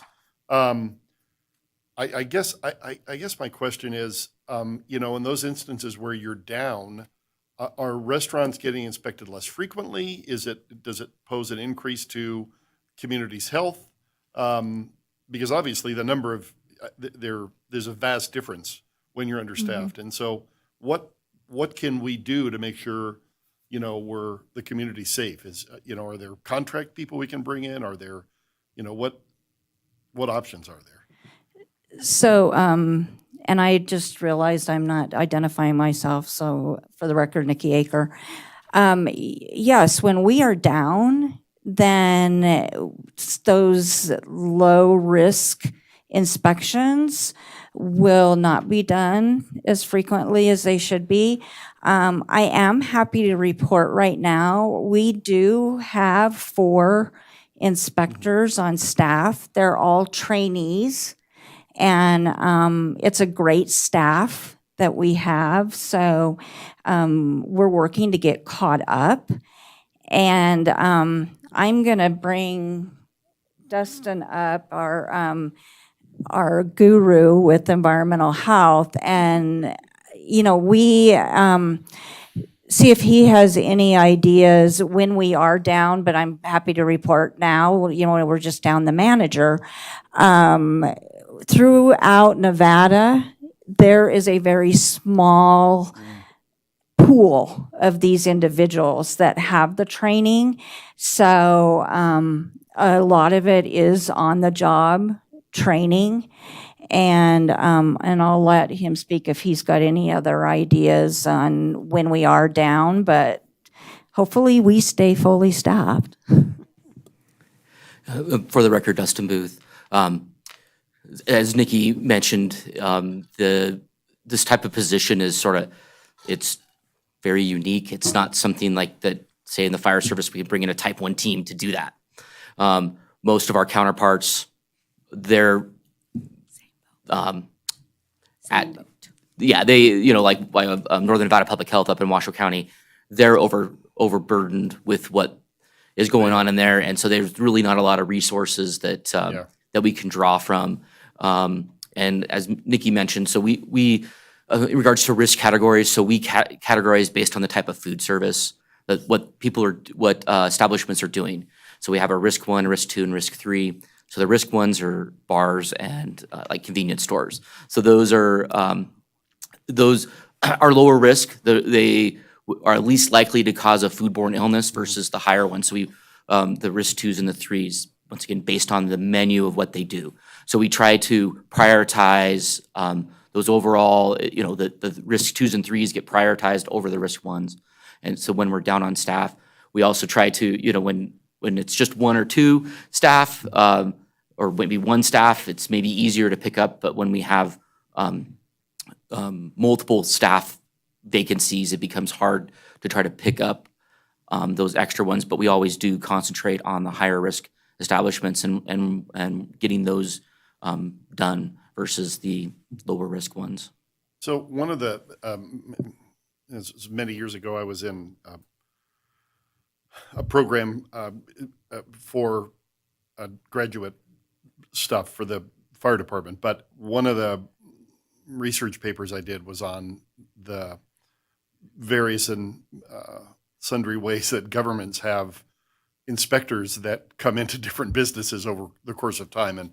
And sometimes there's a lot of them. A business can have a lot of inspectors coming in over the course of time from the same jurisdiction. And sometimes there are competing interests, or competing requirements. But out of that, one of the things that I know some jurisdictions have implemented for lower risk businesses as it pertains to fire safety specifically is a self-inspection program where people self-inspect and certify and sign off that they've done that inspection. Is that something that's allowed under state law for those low-risk businesses? Not to my knowledge. However, we do provide educational tools to those operators of like, Right. Here's things that you should be doing on a daily basis to ensure that you're checking these things so that they are, like refrigerator temperatures, making sure that you keep a log of those and by that log you have those temperatures, and hopefully that you're realizing if something's out of whack, you're making that correction a lot earlier than when we would come in and audit them. Yeah. So we give them tools, we give them recommendations. The industry experiences a lot of turnover too. And I know that a lot of that has to do, what we've seen that when there's a lot of turnover, there's a lot of, policy, they don't have written, especially for a lot of the mom and pops, there's not a lot of written policies. Yeah. It's all, institutional knowledge that's handed down. So we always encourage that they do that, and so that when somebody new comes in, there is something written. Here's the checkoffs I need to do each day. So we see that with a lot of the corporations, that they incorporate that. They already have sign-offs, they do that. Well, we see with a lot of the corporate that we come in and they have all those basically self-inspections each day. So it actually makes our job, easier at that time that they are doing that. So we encourage the mom and pops to do the same thing, but they're running on a tight budget, limited staff, so we do our best. Yeah. Well, I mean, I guess I just would say in times where you're in an industry that's hard to staff, we've experienced it locally. We can continue to say we can't do anything about it, or we can try and find solutions. And so I guess I would encourage you to maybe look into that, because the way it worked on the fire side was, and I don't know if the fire department's still doing it, but lower risk businesses were inspected when they got a license. And then after that, they were sent a yearly questionnaire that said, please complete this. You're certifying that you've checked these things, and you receive it back and you file it. And then obviously if you have a complaint related to that business, then you follow up. But it might reduce the number of places you get to go. So the event in the future you do lose a person or you're down, you're not having to do as many, Yeah, and if the law doesn't allow for that, then, maybe that's a place where NACO or us could assist in changing legislation. So NACO has 5 bills, League of City has 5 bills. We only used 2. We didn't use all of our 5 There. at NACO, and the League didn't use all 5 of theirs. So just keep that in mind. In general, when you're doing something outside of just this environment, that you think legislation is needed, because there's resources that, we're often looking for bill ideas that affect especially things that are broadly based, that affect more than just one county. So that's it for me. Thank you, Dustin. Appreciate it. Thank you, and Nikki Aker for the record. I would just like to recognize and thank you, a thank you to Dustin. He, as you know, he oversaw both environmental health and EPI for many years. And during the pandemic, we noticed that that was not a good model. And so we separated out those divisions. And with the lack of a manager, Dustin has retained his registered environmental health specialist credentials and is helping train all of our trainees. So, just publicly would like to thank him for his dedication and time that he puts into it. And then, Can I just add my thanks to that? I worked with Dustin many, many times over the years, and his expertise was vital in keeping this community safe with some very serious events over, the decades. So thank you, Dustin, for the work and your knowledge. And then I would just like to address just a couple of things you brought up, about being, the environmental health inspections and that. And I brought up about our seasonal vector control. So that position really helps take away those extra duties that are on our environmental health specialists during the summer months. Like I said, it is a part-time position right now, funded 100% grant funded through that public health infrastructure grant. But I think it's a very important member of the team to help with mosquito abatement. And thank you about using high school students for the making videos. And I just wanted to let the public know, we have had, not the high school itself doing the production, but we have had a campaign that was developed, and we still use it at different times, that high school students were videoed and talked about the dangers of vaping and the flavoring of the vaping. So, and then some other videos that we've used those high school students because, we want their peers there. And a big thank you to NACO and you for bringing forth and funding that position for that public health coordinator. It's now become a vital position to the state. So thank you to NACO to taking that position on and funding it. We all know how grant funding goes. And Amy is a terrific partner of ours and definitely helps us in many different ways. So, and she has been a champion of this public health funding and just helping us through that. And yes, we are throughout the state going to show our successes, tell our stories. And we've had a very short time period right now to even get the money moving. So for the 2025, it's going to be more of, this is what we're planning to do. Hopefully we will have some success stories out of that. I think one success story of ours is putting back in that youth vaping program. And I know that the other jurisdictions are doing the same. So, and we will have to report to the legislature what we're doing with that funding. So, and I know right now that it is one of the bills coming out of Interim Health and Human Services that Senator Donate chairs, and he's been a champion for public health funding as well. So thank you. Okay, Lisa, I think Sorry. no, Lisa was first. Okay. Lisa was first. Thank you.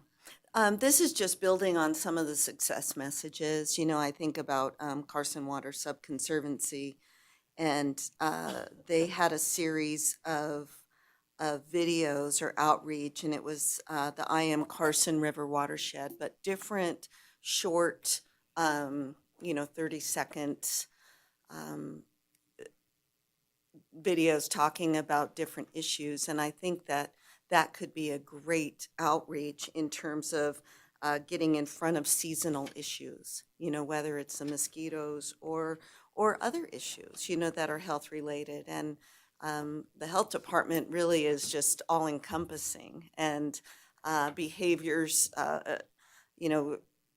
reducing, walking. We were talking earlier about the multimodal. Carson City has the different pathways and different transportation options, and how all of that can tie into health. So I just think that would be a great idea. And then you really could build on a active outreach to have more robust success messages and messages that aren't just about data, which is really important, but actually connecting different segments of our community to healthy practices. Thank you, Sheriff Furlong. Got it. Nikki, could this be an opportune time to make a comment about infant care, newborn care, and education? Sure. I don't want to put you on the spot, but So, yes, thank you for bringing that up. Yeah, talking about infant care and safe sleeping, it's been identified that that is a message that we want to get out there.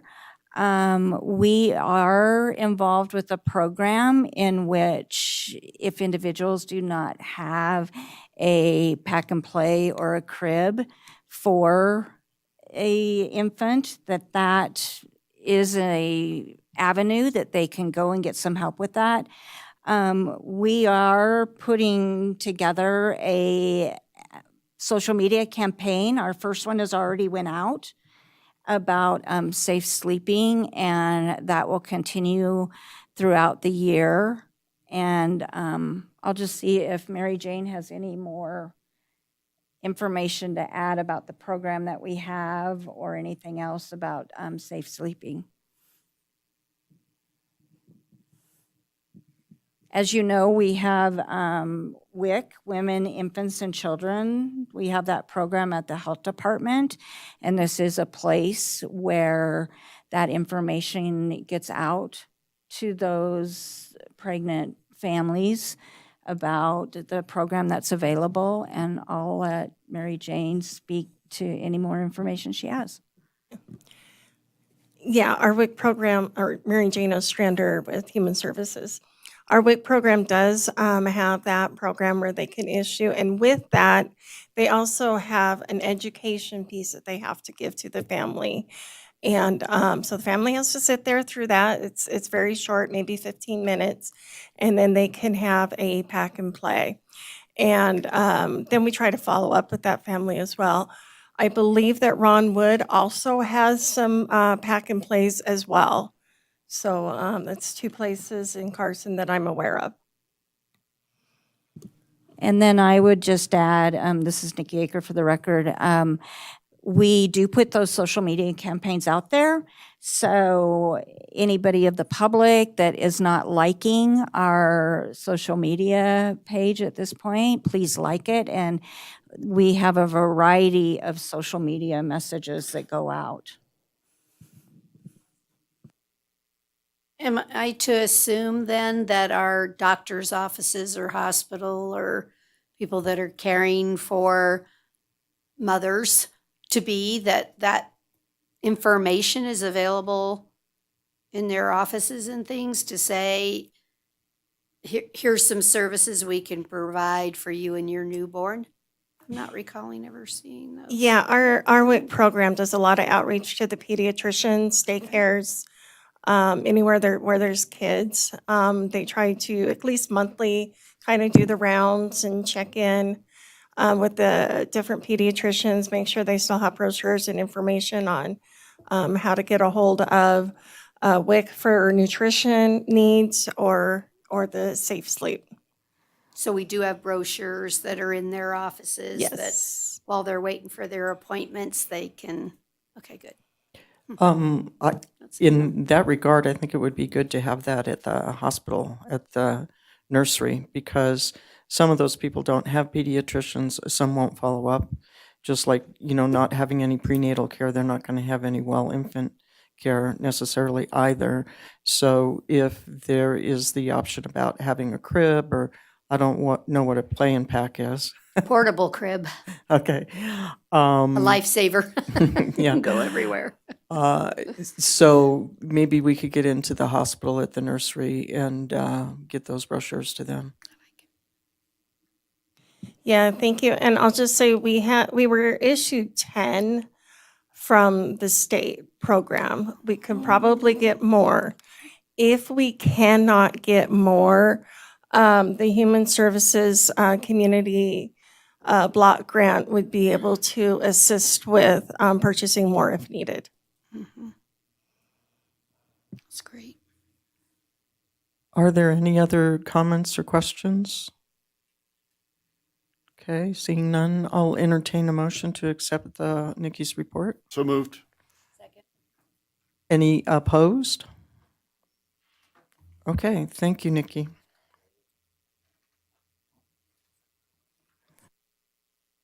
You guys are so favorable, I don't ask that question. Okay. Moving on to the next agenda item, which is the Public Health Officer's report. That is number 22B. You may have noticed that some of this was reported at our last meeting, and that's because the department asked me to put this on the same quarterly that they're providing regarding Nikki's report. So I switched it to that. But that's the second page of the report. A lot of this was even new information to me. I did not realize that meth, how it's actually manufactured, has changed considerably for many decades. It used to be made from a natural product. Ephedra is no longer made from a natural product and can be made from hundreds of different chemicals. And the DEA is always discovering a new way that some illicit drug has now been manufactured. The problem is that for those who abuse meth or use meth or introduced meth, is that the new manufacturing techniques are highly toxic to the human brain and to the human personality.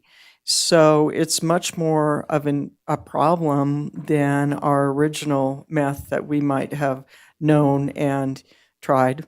Not me, just for the record. In the 70s and 80s. Okay, so it's a very different thing now and much more damaging to anybody who utilizes it.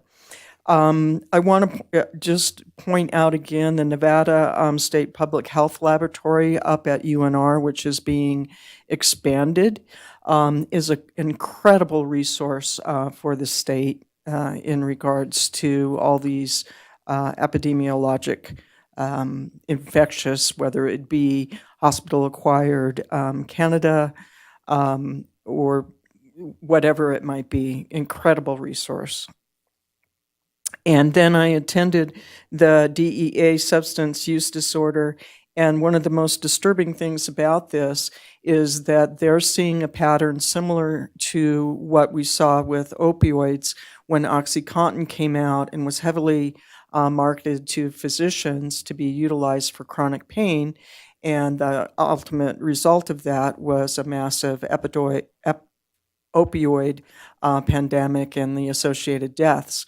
What they're seeing now is direct-to-consumer advertising with nurse practitioners providing prescriptions for stimulants that are addictive potential via online telemedicine, and that a tremendous number of women are being prescribed these for seeming AD, attention deficit disorder. Okay. And pretty much any symptom that you could come up with is listed as a potential symptom, and that's associated with ADD, and yet there's no defined diagnostic criteria for adults.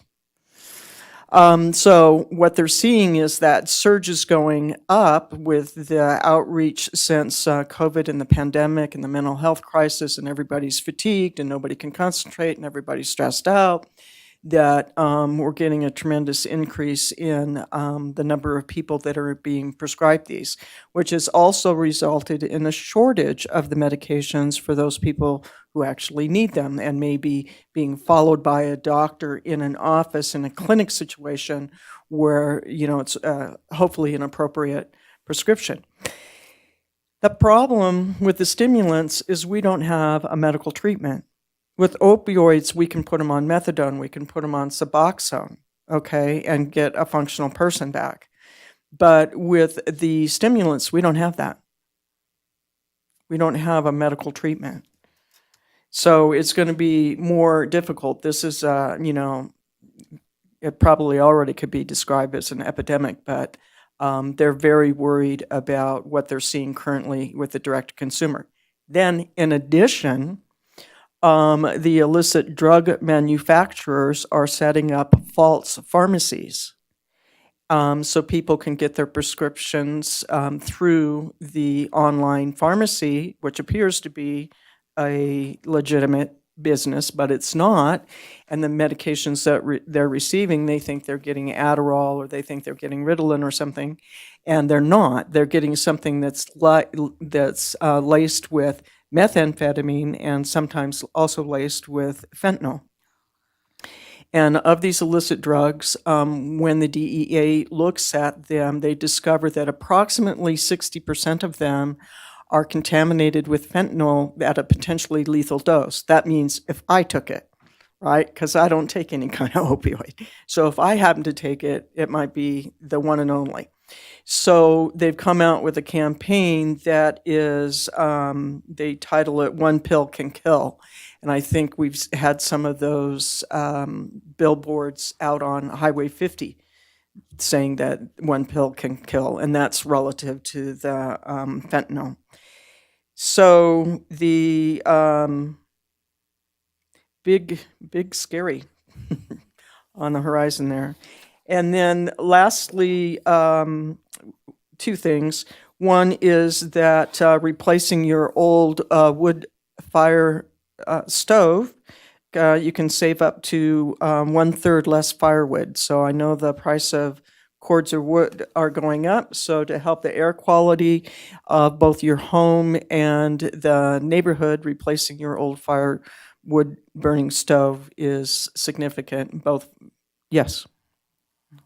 I'm curious where this information came from. This came from the what's put out by the Washoe County Health Department. And I question this information as a past wood stove user. 20 wood stoves, this claims, will put out 1 ton of fine particles per hour. You can't put that much firewood through those 20 stoves. So I don't know where they come up with that number, but in fact, Marin County claims 50 grams per hour per wood stove. So I don't know where Washoe County came up with that number, but I don't believe it. Would you agree that having an older wood burning stove does put out more particulate than a new stove? All depends on how you test it. And would you concur that a new stove is going to burn less firewood? No. Okay. So moving on to the last information, this is just for public information regarding the flu, COVID, and RSV vaccines. And the big thing about vaccines is it's not so much for both flu and COVID, it's not so much about preventing the actual infection.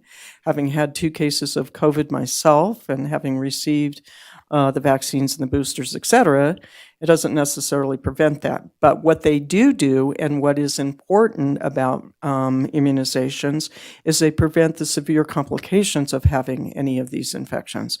So they can prevent the hospitalizations, okay, and the complications associated with those hospitalizations. So this is just the general information.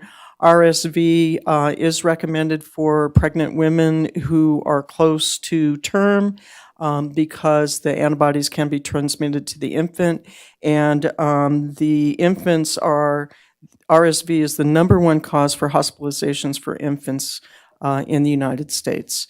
And unfortunately, it's really supportive care for those infants. There's not antiviral that we can provide for RSV at this time. And then if a mother has not received the immunization, there are recommendations about things to give to the infant during the season. It's not, all infants don't necessarily get it during the season. So just that additional information. Any other comments? Yes. So more just a question in reading the concern about what's happening with these ADD drugs that are now, stimulants that are now out there. What can we do as a community or a health department to inform or work with at least our local prescribers to consider not going in those directions? I mean, what can we do so that we don't end up with an epidemic in Carson City? I would say that the thing to look at is more of a federal issue, and should we really allow controlled substances to be prescribed via telemedicine? For a condition that doesn't even have a diagnostic criteria in adults. I don't think you're probably going to be seeing this level of prescribing happening in a doctor's office, even with a nurse practitioner in a doctor's office. These are mills to prescribe these drugs, to send out these drugs. The other interesting thing is when I, as a physician, have treated what I diagnosed to be adult ADD. I don't use stimulant drugs to start with. There are other options to utilize, and that's where you would start. But the statistics here were that they primarily, the ratio was 9-to-1. Nine amphetamines to one alternate medication. So, yeah. Do you think all that's really the advent of, advertising now? You see that for many things. So like weight loss, go on Ozempic and things like that are all done, like you said, by telemedicine instead of a relationship that you would have with your doctor. And so do you see that telemedicine was really to try and help in some areas, but is it then hurting in others because now we think it's the quick fix to use telemedicine instead of my own doctor? It would be my personal opinion that to direct consumer advertising, other than to say there's a condition, this is a condition that you could possibly, see your doctor about it, but not mention any particular medication. I mean, this all classically started, the joke was the purple pill. The ad about talk to your doctor about the purple pill. Mm-hmm. What in the heck was a purple pill? Well, it was Prilosec, Nexium, for gastric reflux. So the direct-to-consumer advertising is not the way to provide healthcare. I don't think telemedicine in itself is problematic. It can be very helpful for mental health. It can be, in some cases, even better than in-person counseling and mental health services. And there are definitely some things that are appropriate for telemedicine to allow people to have appropriate follow-up that could fall through the cracks if they have to schedule an appointment and sit in the doctor's office. The direct-to-consumer advertising, especially regarding controlled substances, just seems like, what? That doesn't sound right. Is that something you think as a board of health here, or something we should consider sending a notice, a comment, a written request to our congressional delegation to ask to curb that at the federal level? Yeah, I think that could be a good idea. Yeah, to the our federal delegates. Yeah, to look at that. We banned TV commercials, right, for smoking. We banned Right. TV commercials for alcohol. So, yeah. And you don't see drug commercials in other countries. You don't see them on European TV. You don't see them on Canadian television. You don't see them in Mexico. This drug company spend a lot of money. I agree with Dr. Lyons. I don't think the telemedicine component is the enemy. It's the advertising. It's the advertising. And, providers, whether they're legitimate or illegitimate providers or providers that want to do well or providers that don't want to do well, have found ways to circumvent or hand people pills like Tic Tacs if they want to, whether they're in a fixed building or telehealth. We've seen it in every community including ours, and within this state. So I don't think the telehealth component is the devil. I agree with it. I think, the advertising where people are self-diagnosing off of a 30-second commercial, and then getting the pill is the problem. I think I meant that, don't they have doctors on staff that then write those prescriptions for those? That wouldn't be the case in the state of Nevada because nurse practitioners have independent practice. Oh, okay, okay. So one of the things that, and this is again my opinion, about allowing nurse practitioners to have independent practice is that we did that because we had a shortage of primary care providers. But a tremendous number of those nurse practitioners have gone into, stem cell injections or cosmesis, stimulant, for, so it's not necessarily improved our primary care workforce. Unintended consequences. Yeah, potentially, yeah. Right, okay. Big Well, time. I just suggest that maybe we look at sometime, if this health board ever wants to send a letter or something. Would that be something that we need to Agendize it? agendize for next meeting? Would anyone want to make a motion to that effect? You don't need a motion. You're the chair and can bring an agenda item. Oh, okay, thank you. So for our just- next meeting, we'll discuss approaching our federal representatives regarding direct-to-consumer advertising, very specifically on controlled substances, stimulants, and that would include, the social media and all that kind of stuff. Okay. Thank you. The other thing was my thought, and this is really a question for the health department, and maybe it's for partnership, Carson City, is the test strips for fentanyl, given the degree of contamination, intentional or otherwise, the test strips, how good are they? Are they widely distributed? Do we have any answers to that? So, Nikki Aker for the record. I have heard that they are good. Have I tested it myself? No. There are some organizations that do distribute them. I'm not sure exactly where that, but through one of the opioid grants that was recently written, and Carson City received funding for 2 of the applications out of the 3 that we put forward. There is a component in there to distribute those. And the state did indicate that they may have enough of those strips in different organizations that we won't have to buy any, but that we can help get out in the community. So we are supposed to get funded for the grant in January. So that will be a component of that. So our community will see that. Nikki, I have an odd question for you. Are those test strips considered paraphernalia under the state statute? Not that I'm aware. The Because sheriff it's all they're indicates doing no. is testing.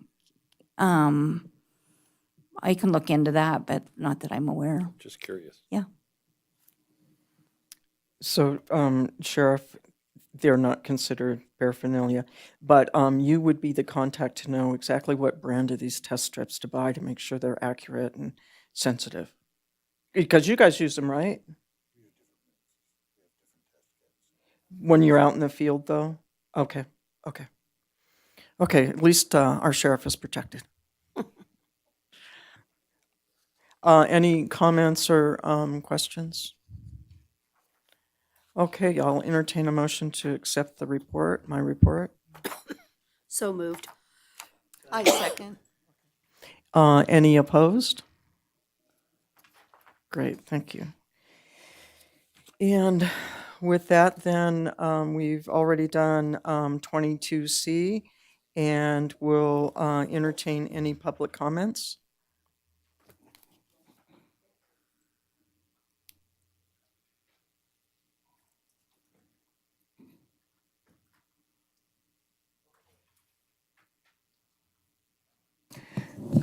Denny French, thank you, Chair. Thank you, Supervisors.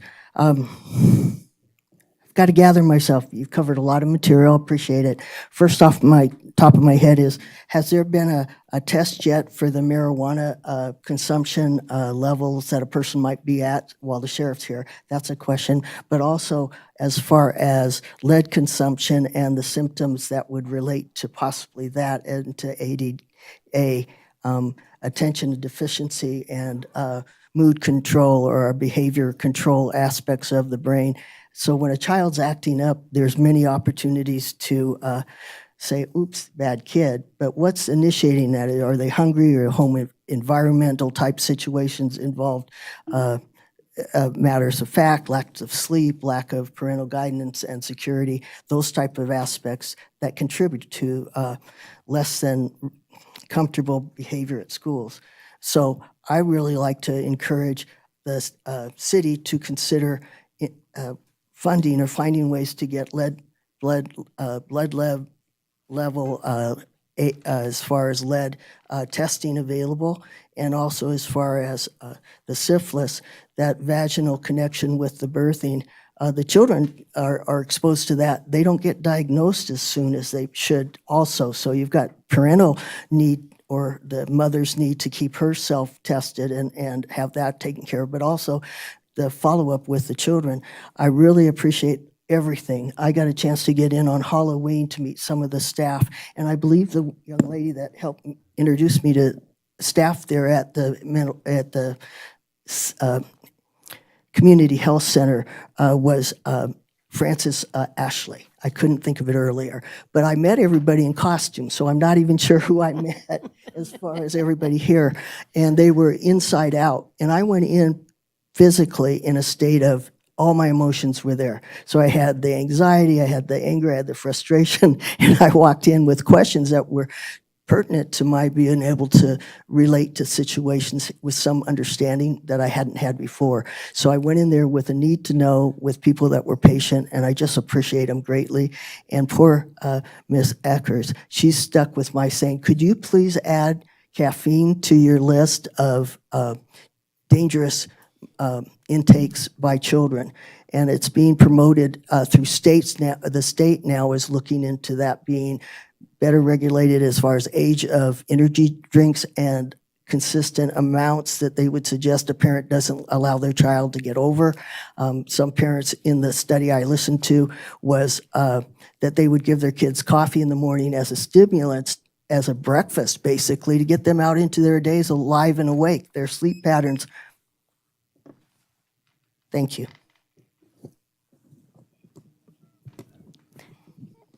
Nikki Aker for the record, and I hope it's appropriate to at least address one of Mr. French's comments about lead testing.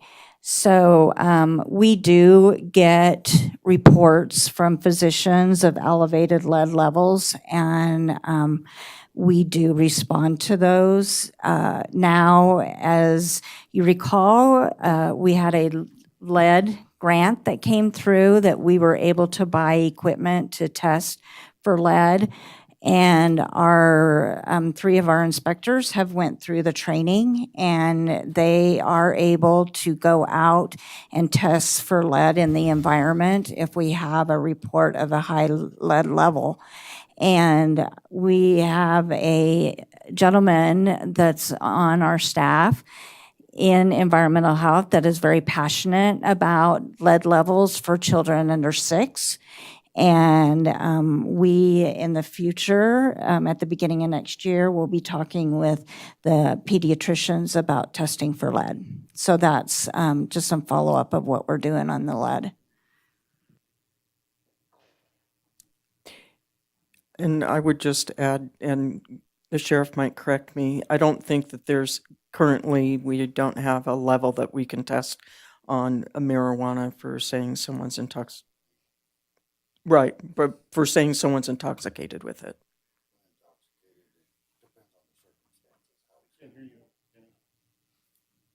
Is there a field test? We have our new DA here. Right. I don't want to get in trouble with the DA's office. Okay. Most of the marijuana testing is really directed at driving under the influence type cases. When the submissions are made, if alcohol is detected to the level of satisfaction, if you will, for the court systems, then the marijuana test would not be done, that having the greater expense. So it's not always done. Okay, okay. So, Blood test. but there isn't a level at which if someone is tested for marijuana that you say, oh, they're intoxicated with marijuana? Oh, there is. Okay. Okay. Any other comments then? I forgot Yes. to do one earlier, so I'm going to do it now since I see Mr. Pruitt in the room. So just to remind everyone, on Friday is our Christmas tree lighting. And we have 3 special guests that will be lighting the Christmas tree. We have Ivy, Joseph, and Owen that will have the honor of flipping the switch. And so come and enjoy something with your families. Anybody that's sheltered, come on out. There's a great opportunity to have a community festivity that you can participate in. So hopefully that fits in the health stuff. And then you can go to McFadden Plaza and have hot chocolate with the Holiday with a Hero group. But anyway, come and do that Friday night, 5:30 at the Capitol. There you go. And any other public comment? Okay, hearing none, I adjourn this meeting. Thank you. Really appreciated everyone's input. It was a good meeting. Okay, and again, we'll be back at 5:30. Me too.